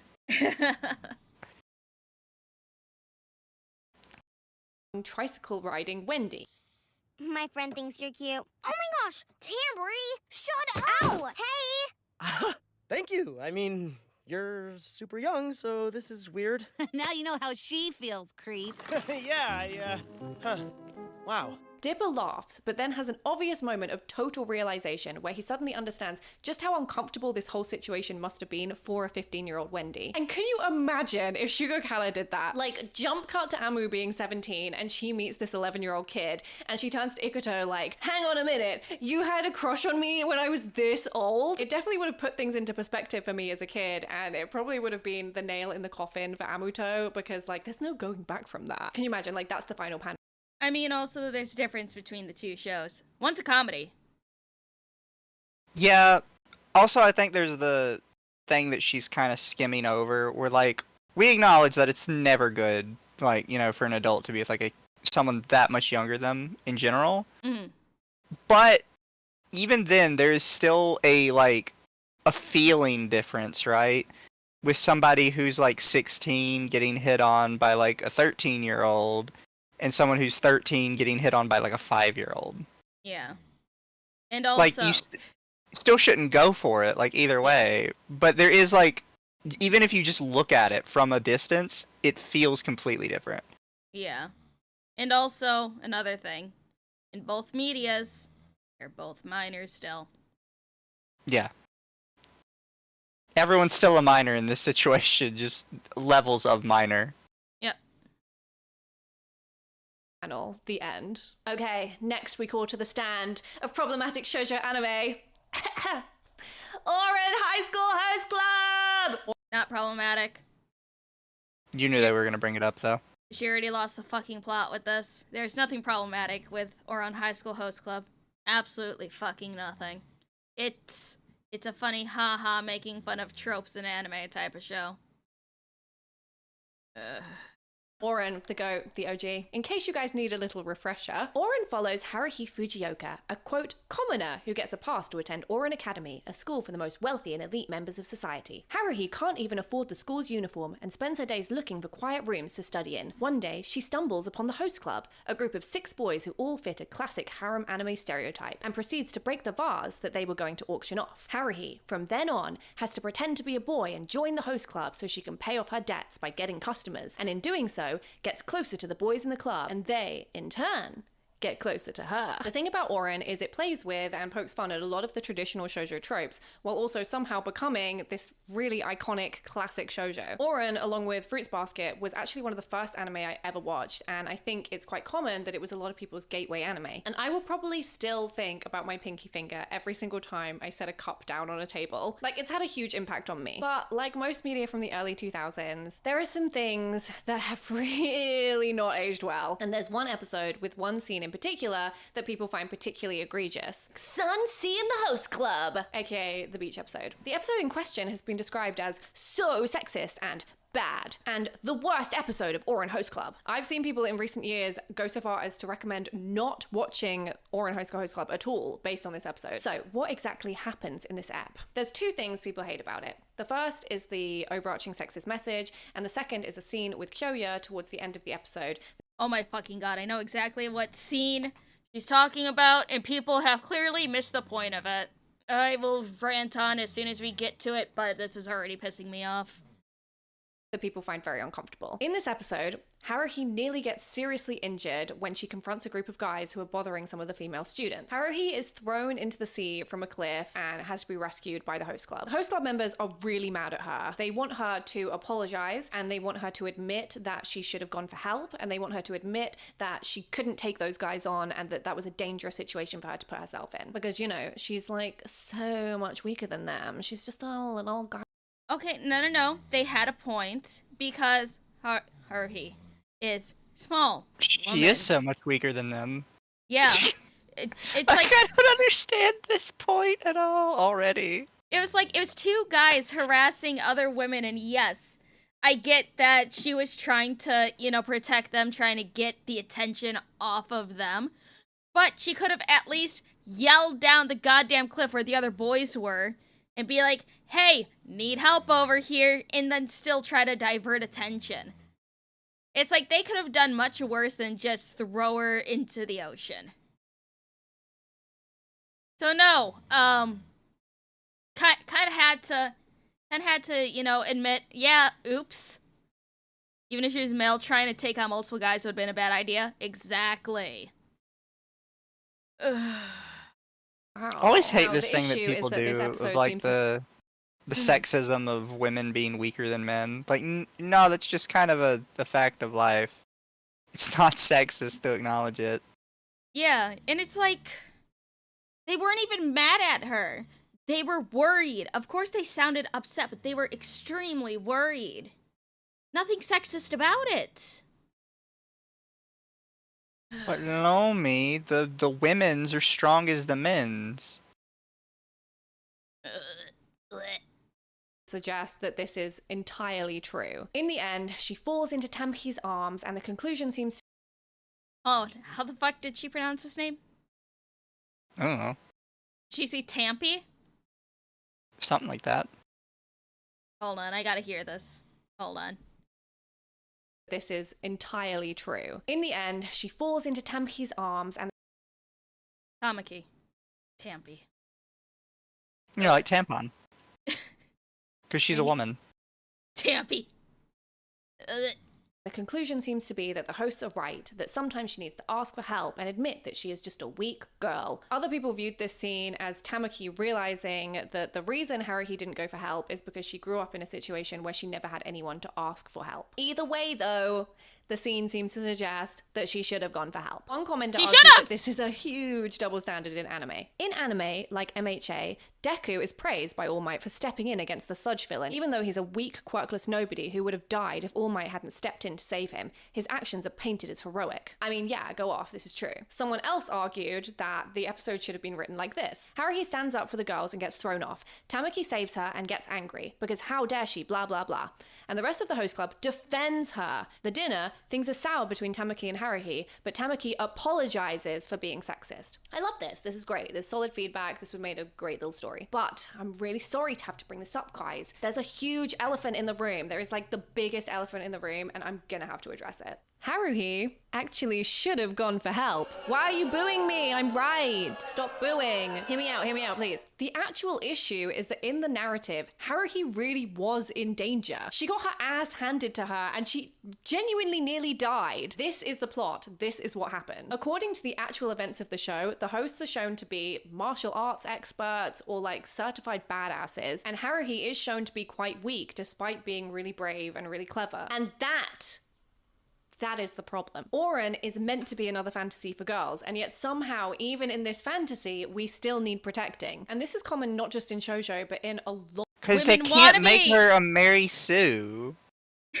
And also, women want to be protected. No matter how much they bitch, moan, and complain on fucking Twitter stating otherwise, women want to be protected. They either wanted to, it's like, okay, women want one of two things. Being protected or being raped. One of the two. Maybe a mix of both. Calm down, Lumi. What? Am I wrong? No. Exactly. So. Me. Lot of romantic media aimed at girls. I mean, take Twilight, for example. Twilight and Oren actually have a lot of similarities. They both center around a female protagonist who is not like other girls. The male lead is hot and rich. Both love interests are powerful and protective. Okay, so you did not watch Twilight, just so we're clear. Edward Cullen is not rich. Nope. He doesn't have a job. He's still considered a high school student. His dad's wealthy. I think his dad's a doctor. Or his fake vampire dad. Yes, something. I'm just like this just annoys me because I had to watch all of fucking Twilight with my mom. You clearly did not watch it. Which one do you want? One being protected? Both. I want both, depending on my mood. You want to be protected first and then kidnapped. I mean, You being get best kidnapped of is both kind of worlds. hot. Yeah, that's what I'm saying. You get Ah. best of both worlds. Guys, just Protected first, kidnapped after. wait till the F-less stream tomorrow on the podcast channel. You guys are going to be horrified by mine and probably Mizu's. I'm probably gonna get in trouble with mine. It's okay. Glad you never watched Twilight. We're going to have to change that, Adam. Or we can watch Vampires Suck.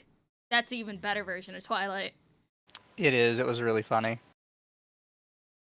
Moon or Revolutionary Girl Utena, where the girl has the power to protect herself, these fantasies tell us that if you can't be powerful, you can instead be in proximity to power. You can have power protect you, even if that power is not your own. This is seen in the following section, where to rub salt in the wound for everyone who was already feeling really weird about the message of this episode. It ends with one of the most controversial pieces of shoujo fan service, probably of all time. Haruhi accidentally finds herself in Kyoya's room, and while she's there, Kyoya explains that her debt has gone up significantly because they've had to send flowers to all of the girls who came on the trip. He then, while totally shirtless, pins Haruhi to the bed and tells her that there are other ways that she can pay off this debt. Oh my god. Okay, so this part of the show, each of the guys are trying to find different ways to scare Haruhi. It's like how Mori and Honey Senpai did theirs was what was it? Trying to scare her in, I think it was the jungle episode. I believe. I forgot which episode it was. But no, each of the boys were trying to figure out different ways to scare her. And this was Kyoya's little strategy on seeing if they could scare her. It's like it was a whole secondary like B or C plot that was going on. So quite obviously, so it's the prank episode. It's like the whole prank thing just kind of went on for multiple episodes. Again, it's like a C plot that was going on. The Scare Haruhi challenge was all in one episode. In that one episode, yeah. I thought they were yeah, I don't remember. It's been so long since I've seen Ouran in its entirety. I'm gonna have to rewatch it. Gonna add it to the list of shit to expose Akko to. Tamaki learns it by the end. Oh yeah, because after leaving Kyoya's room, then he's looking for Haruhi during the storm. He finds her in her room, hiding in the little standing closet. And she's afraid of storms and the sound of thunder, and then he just kind of sits there and just puts headphones on her, if I remember correctly. And just, like, you know, sits with her during the entire time until things calm down. Yeah, okay. Just so we're clear, she covered at the start that almost all of these are made by women. So, like... Yeah. You're criticizing women for making women a way you don't like. Yeah. And it's like, no, you're mixing two episodes? I thought that was the beach episode still. Is it not? I know. Oh, we're gonna have to take Lum Lum's anime card. She's a tourist now. No, I just have poor memory. I can't even remember what I ate yesterday. Well, that's a woman thing. It's different. Tamaki's scene was in Kyoya's room. Women can only remember what they've cooked. I can't even remember that. It's because you don't cook. I do cook. That's a lie, and we both know it. I do cook! Ugh. Rosario Vampire was your awakening. Oh, I fucking love Rosario Vampire. Headphone thing was a later episode when Hikaru went to... Oh, right. No, Tamaki just, like, covered her head with, like, a jacket or something. Wait, no, I thought... Was it?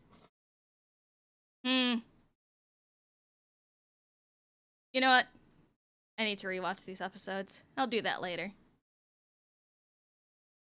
Fortunately, Haruhi realizes that he was just kidding and was in fact, hold on, let me check my notes here. He was simply showing her how totally at his mercy she would have been to hammer home the idea that Tamaki and the rest of the host were right, and she needed to consider how vulnerable she really is in such precarious situations, like the one he has just put her in, which, like, insane way to get your point across. Like, genuinely unhinged. But it did it. We are to believe that Haruhi is... It's called scare tactics. Can you remember Also, who your it's an husband anime. is in the morning? Well, of course. Why is that a bad thing? Exactly. Tamaki gets her out of the dresser, then blindfolds her and earplugs her. And joke becomes Tamaki's an S&M. Yes, I remember now. Yeah, I remember that. Yeah, Hikaru and Karu really, really drilled that into him. Fucking great. It's like, okay, wanna know what I'm surprised she didn't bring up as the problematic thing in fucking Oran with Honey being basically a Shota. Well, he is a Shota. Fair play. Which means, is she secretly a Shotokan? Is she secretly based with retarded opinions? Who knows? Oh no, we saw this with Neuralities, but for some reason these girls completely ignore Shota everything. Yeah. Every single time. It's like, Shota? I don't know what that is. Never seen one. Never heard of it. Doesn't exist. Yeah. Or Turkey Pie, thank you for 2. Lum has goldfish memory. What a shock. Yes, that's why I chose a fish. Because then, To be fair, so do I. Because that's why I could it's still in character. Yes, I do have fish brain. Helpless next to Kyoya, but that's okay because he's on her side. He's using his power to protect and guide her. Lord, give me strength. It is her proximity to him, the power that he can give her, that is meant to be the fantasy. Even if it's really super icky to a lot of people, and a lot of people's reaction is like to full body shudder, here's the thing that we're going to have to address, and I need everyone to like not get mad about it. I need you all to just like be okay with this. We need to just like take a deep breath. Go in with an open mind. A lot of people love that scene. Yes. Just go to the comments on the clip on YouTube. People love it. And It's you a know good why they scene. love that scene? Because it was made for them. They are the target audience. That is the fantasy they are looking for. That fantasy I just described, that's for them. They're the target audience. In the same way that Twilight was so popular and then so many people were like, how could anyone like this? Or all of those books that everyone seems to hate on TikTok. Like, there are people who want that. They want to read that fantasy. That specific fantasy, the dangerous boyfriend, like putting your finger near the flame but never quite touching it. That is so popular. There is a huge market for that very specific I'm fantasy. so In this one confused. instance, in this scene with Kyoya, we are led to believe that he really wasn't going to do it. So she was safe, even if it's gross and we don't. That's cool, doesn't mean it's problematic. It just means you're not into it. Stop being a party pooper. I'm just extremely confused about what her position is, because she keeps going back and forth between, like, you're not the target audience, this wasn't made for you. Also, it's extremely gross and icky, and it shouldn't happen. Like, I don't understand, like, where you fall on this spectrum. I think she's just a pure fence sitter and just swinging her legs from side to side depending on which side will hate her less. It's just so confusing for me. Hey, let me whatever Like, chat, I'm happens- not the only one that's being thrown off by this, right? Oh, I'm so thrown off.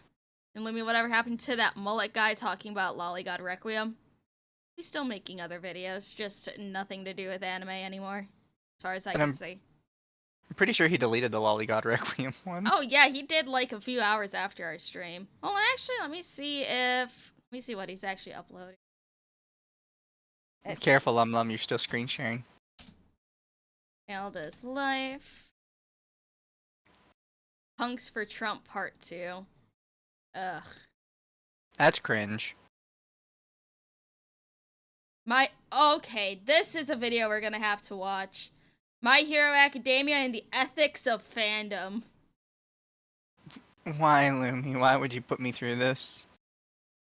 Because it's fun. We have very different definitions of fun. I don't know, you keep saying, Lum, can I join? I like joining. Exactly. I like feeling included. So I will put this in the watch later. And we'll do that another day. Probably next week. Oh, did I miss your super chat, Mercenary?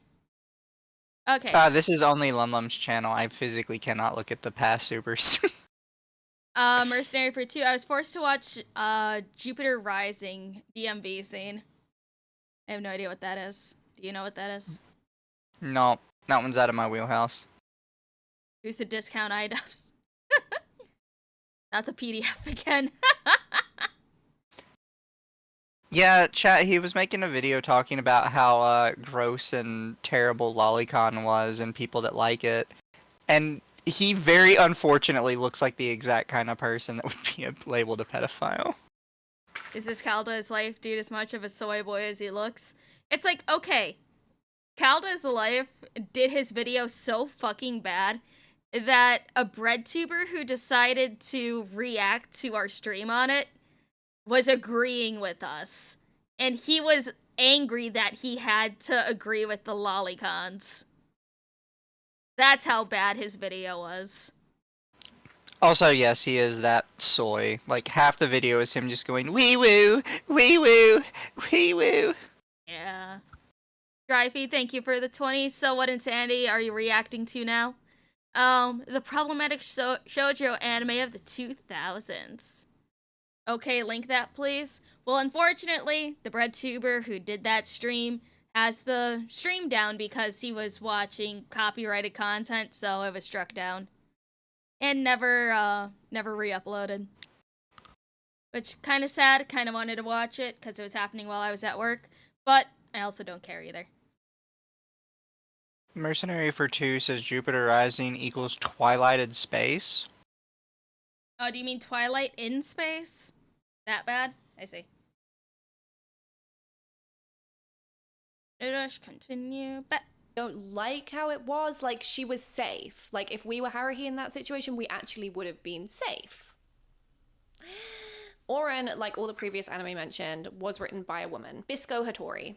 We love you. And it was intended for teen girls. I watched it for the first time when I was 13, and most people I know also watched it around that age. This is a pivotal age when you start to learn a lot of new things about yourself. And the thing about being this age is you don't choose what you like. It would be so great for advertising companies and like people making media if they could tell people what to like, but you just can't do that. Like, people either like something or they don't, you know? 13-year-old girls, especially, like, you couldn't get me to like the OC, even though a lot of people in my year did, but you could get me to like anime, you know? Like, it was pre-ingrained in my brain. I found out around that age that I love horror movies and olives, and my best friend found out that she did not like those things. Those of you who like that scene, congratulations. You discovered something about yourself, and those of you who didn't like that scene and it made you deeply uncomfortable, you've also discovered something about yourself. But you know what the good thing is? Whatever anyone's discovered about themselves, they've done so in a safe environment, on their own, and they can use that knowledge. I mean, that's certainly how I felt watching shoujo anime and reading romance books as a teen, that I was getting to figure stuff out, stuff I liked and didn't like, and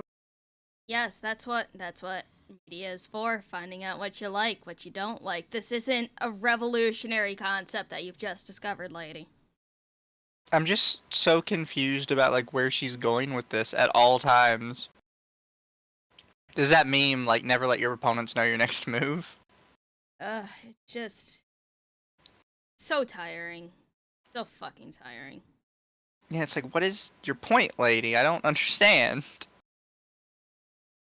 Avenge, thank you for the 5 for Mizu Sanity. And Mercenary for 2. It was boring. Sounds about right. I was getting to do so on my own terms and totally safely and free of judgment. So my actual question then is, what happens when these fantasies are not really safe for girls? Oh, here we go. What about when they're not safe or sane or like even meant to be? Hold on, before we go into the trenches. Worst per for 5. One day I hope to make my own video on the history of, I always butcher this fucking word, Otsunoko. It'll probably piss off a lot of people, and I hope you'll react to it one day. Well, when you release it, let us know, and we'll be sure to react to it. And Jordan Brown for 5. Obviously, she wasn't using the family brain cell when she made this video. Obviously. Viewed by teen girls, which is why I call to the stand my final anime in the problematic shoujo trials. Chobits! Oh god, oh my god, are we really gonna do this? Oh my god, boy. no. So when I was working on this script, Chobits was really sticking out to me like a festering wound, and I just couldn't seem to find a place for it. Because I, like many people I'm finding out, thought that it was a shoujo, and it simply did not fit into my understanding of shoujo. Like, even for a josei. Then why is it in this video. It's not a shoujo. Then why is it here? I thought it was a shoujo, but then I learned that it wasn't. Okay, why are we talking about it? Stay away from my anime. Stay away. Oh, well, guys. I hope you're ready to cry. It seemed weirdly centered around male fantasies, and I just like could not wrap my head around it. Guess what, guys? Plot twist, it's not shoujo. Chobits, despite being created by Clamp, who also did Cardcaptor Sakura, despite having some of the most beautiful outfits I've ever seen in an anime, and despite having one of the cutest opening and ending themes ever, it's not shoujo, it's seinen. It was meant to be for university-age men. That was the target demographic. It's a seinen of the magical girlfriend variety, the likes of Oh My Goddess and Lum the Invader. And it's most certainly not supposed to be viewed by young girls. So what were we all doing watching it? What was going on? Parental guidance, please. No, I'm kidding. I loved having fun with the internet. I think I turned out very well. So this is a spot where she could actually possibly go into like some history. She's not going to. She's like, why were we all watching it? It's like, because in the West, at the time, a lot of companies had no idea how to classify anime. It was a cartoon, so it was all for children, blanket, like across the board. Like that's, she tries to make it sound like it's a weird thing. It's like, no, you were watching it because the only way to watch it was on the internet, like through YouTube, where there were no guidelines at all, or on TV, where they just labeled all anime as a kid's cartoon, and nothing else. And yet, they would have labeled, like, anything Magical Girl, even if it's for men, as a little girl cartoon, because it has magical girls. And in the West, they couldn't really comprehend that outside of, well, the protagonist is a woman, so clearly it's made for women. Yeah. And that's about as far as their thought process goes. And thank you for the money. So why am I not surprised she didn't so much as touch on the Lobelia lesbians trying to force a kiss from Haruhi, or trying to drag her from her school of choice. Well, that's just your average lesbian relationship. So of course you're going to ignore that. It's like, that's normal. But honestly, the Lobelia lesbians are just, they're fun characters too. I'm sorry. They're toxic as fuck, but I love them. And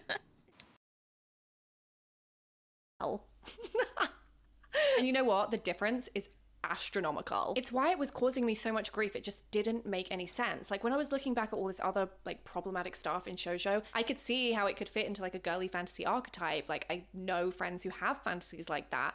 But this, I was like, who is this for? It was also another classic anime in the gateway genre, as in like, it was a lot of people's first or one of their first anime. So how perfect is it to use it as an example of how something can have such a similar aesthetic and have such distinct shoujo vibes, and yet when it is not specifically written for young girls, you can tell. It is meant to be a boys' romantic fantasy. And yet, I guess the vibe and the romance made it really popular with girls too. Right, okay, I'm gonna read you the plot of this now.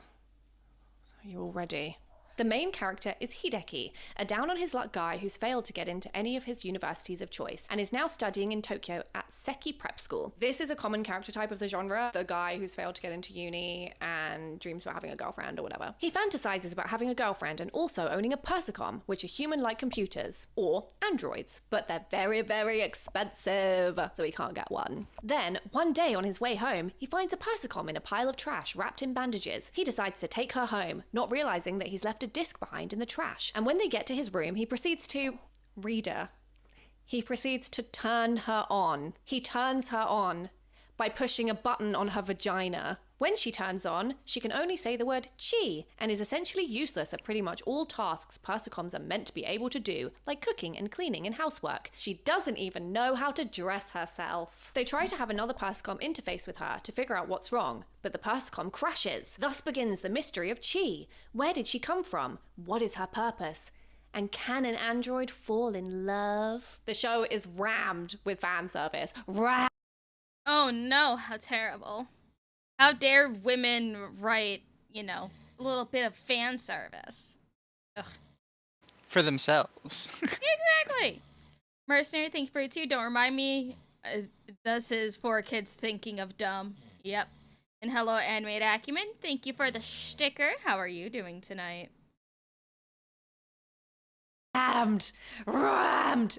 There's so much. And she is the ultimate sexy born yesterday. She is useless. She's also considerably younger looking than all of the, full grown adult Persicoms. I don't know. Was the one where the Persicom was very, very, very tiny? Like a little... Sumomo. Yeah, I love Sumomo. There is one thing I love about this anime, which is Sumomo, which is like this tiny little pink Persicom that like goes around on people's shoulders. Love that. The essential theme of the story is romance. This is a romance. It's about Chi, an android, falling in love with Hideki and him being the person just for her. But this is a male romance fantasy. A perfect, pure girl who will hang on your every word and is essentially useless without you, no matter... Okay, so she doesn't like it because it's a male fantasy. So would it be okay if it was a woman who found a broken and retarded male robot, android, whatever?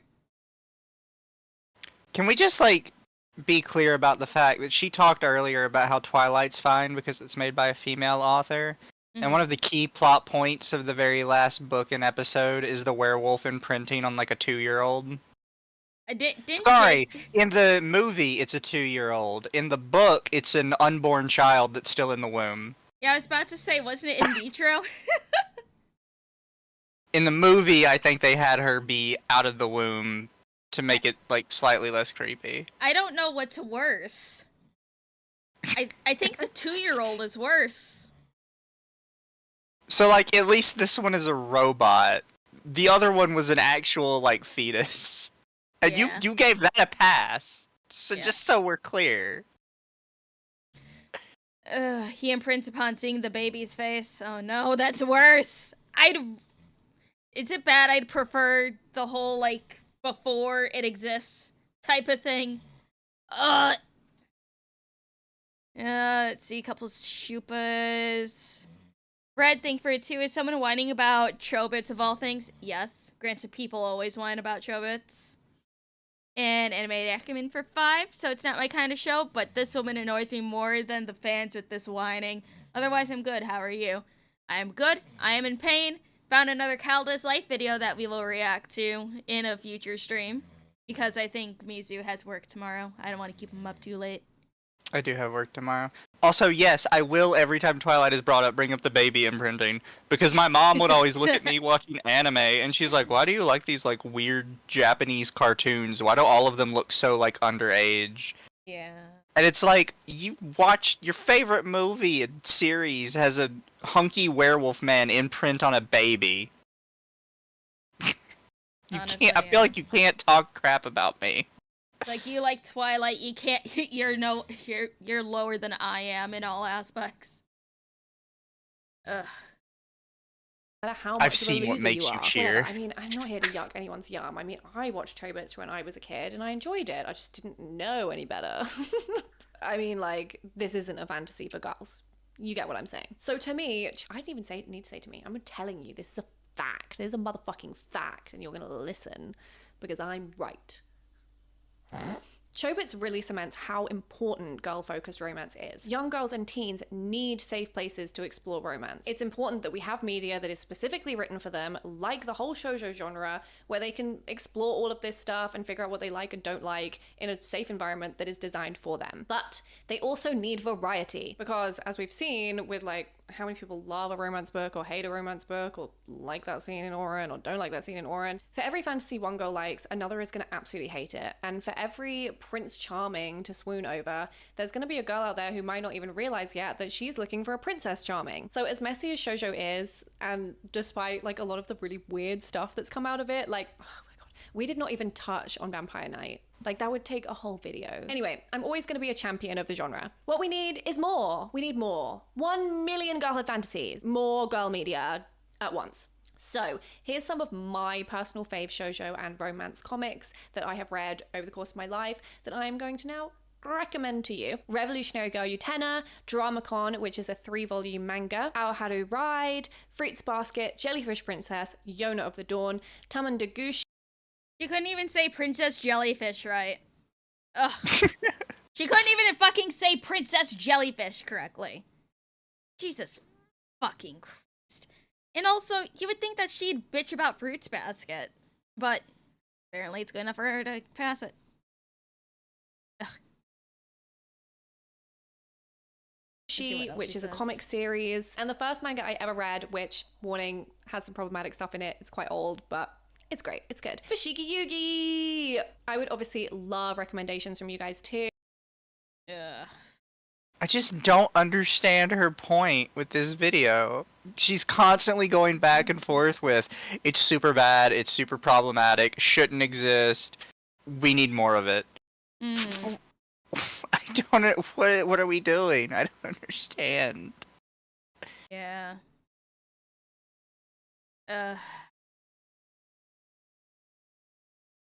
Just bleh. So bad. So absolutely fucking terrible. I don't know. I think I might actually just stop stream here and we can save that whole other drama shit for Thursday if nothing else pops up, so we at least have something to talk about. True. We could save that for Thursday. And then I just don't understand this woman. This woman is fucking stupid. Drive E for 20, thank you. Not sure I get her point. Sometimes shows made for one audience end up finding a more universal popularity. Western X Totally Spies, largely made for girls, also ended up being popular with boys for obvious reasons. Well, Totally Spies also had just like a bunch of kinks in episodes that weren't very well hidden. So Literally every episode of Totally Spies was 3 fetishes. Yep. That was just the entire episode. Yep. One with the car wash that turns people into cars. I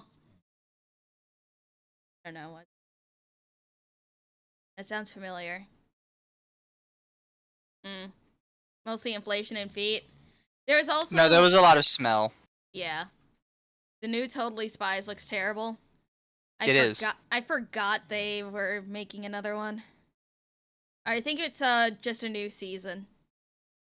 Yes, Totally Spies had a furry episode. Totally Spies had a lot of kinks. A lot of them. It's like I remember. And not like an ugly furry episode, like a really, like, absolute fur bait episode. Yeah. Like Lola Bunny tier. Lola Bunny tier on the same level as when Misty got turned into a Vaporeon. That type of thing. No, that's completely different. She just straight up was a Vaporeon. It's just everybody wants to fuck a Vaporeon now. Yeah. Let me hide my screen so I can They see got if rid of I the can boss. upgrade There's no way they got rid of, like, the British boss guy. Oh, they got rid of him? Why, though? Of course, it was partially made by the French. Yes. Code Lyoko was also made by the French. I use live. I can send you guys over there. My channel there. Okay, good. No, not analytics. Yes, analytics. See, Giraffe, thank you for your 2. Of course, partially made by the French. Mercenary X21, the Lesbo surreal anime. You know, I haven't seen it. Redirect. This shoujo video just confused me so much. There you go. It's like she was trying to make a point while not making a point at fucking all. Yeah, she just kept going back and forth. It's so problematic. You should watch it. It's so terrible. We should have more of it. Like, I don't... Do you dislike it or not? It's so confusing. But anyways, thank you for joining, everybody. I know this was a short stream, but it was torturous. I doubt you guys want to spend another, like, 2.5 to 3 hours of us reacting to Calda's life. That's going to be a separate stream of its own. Watch him delete the video before we get to cover it. Nope, I'm going to download Because he it. heard that we were going to do it? Nope, I'm going to make sure that we react to it. I'm downloading it as we speak. He can't hide. We will judge him again. Night, chat. Good night, chat.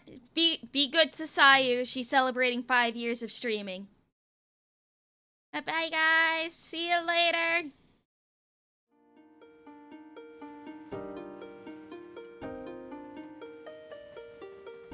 lips.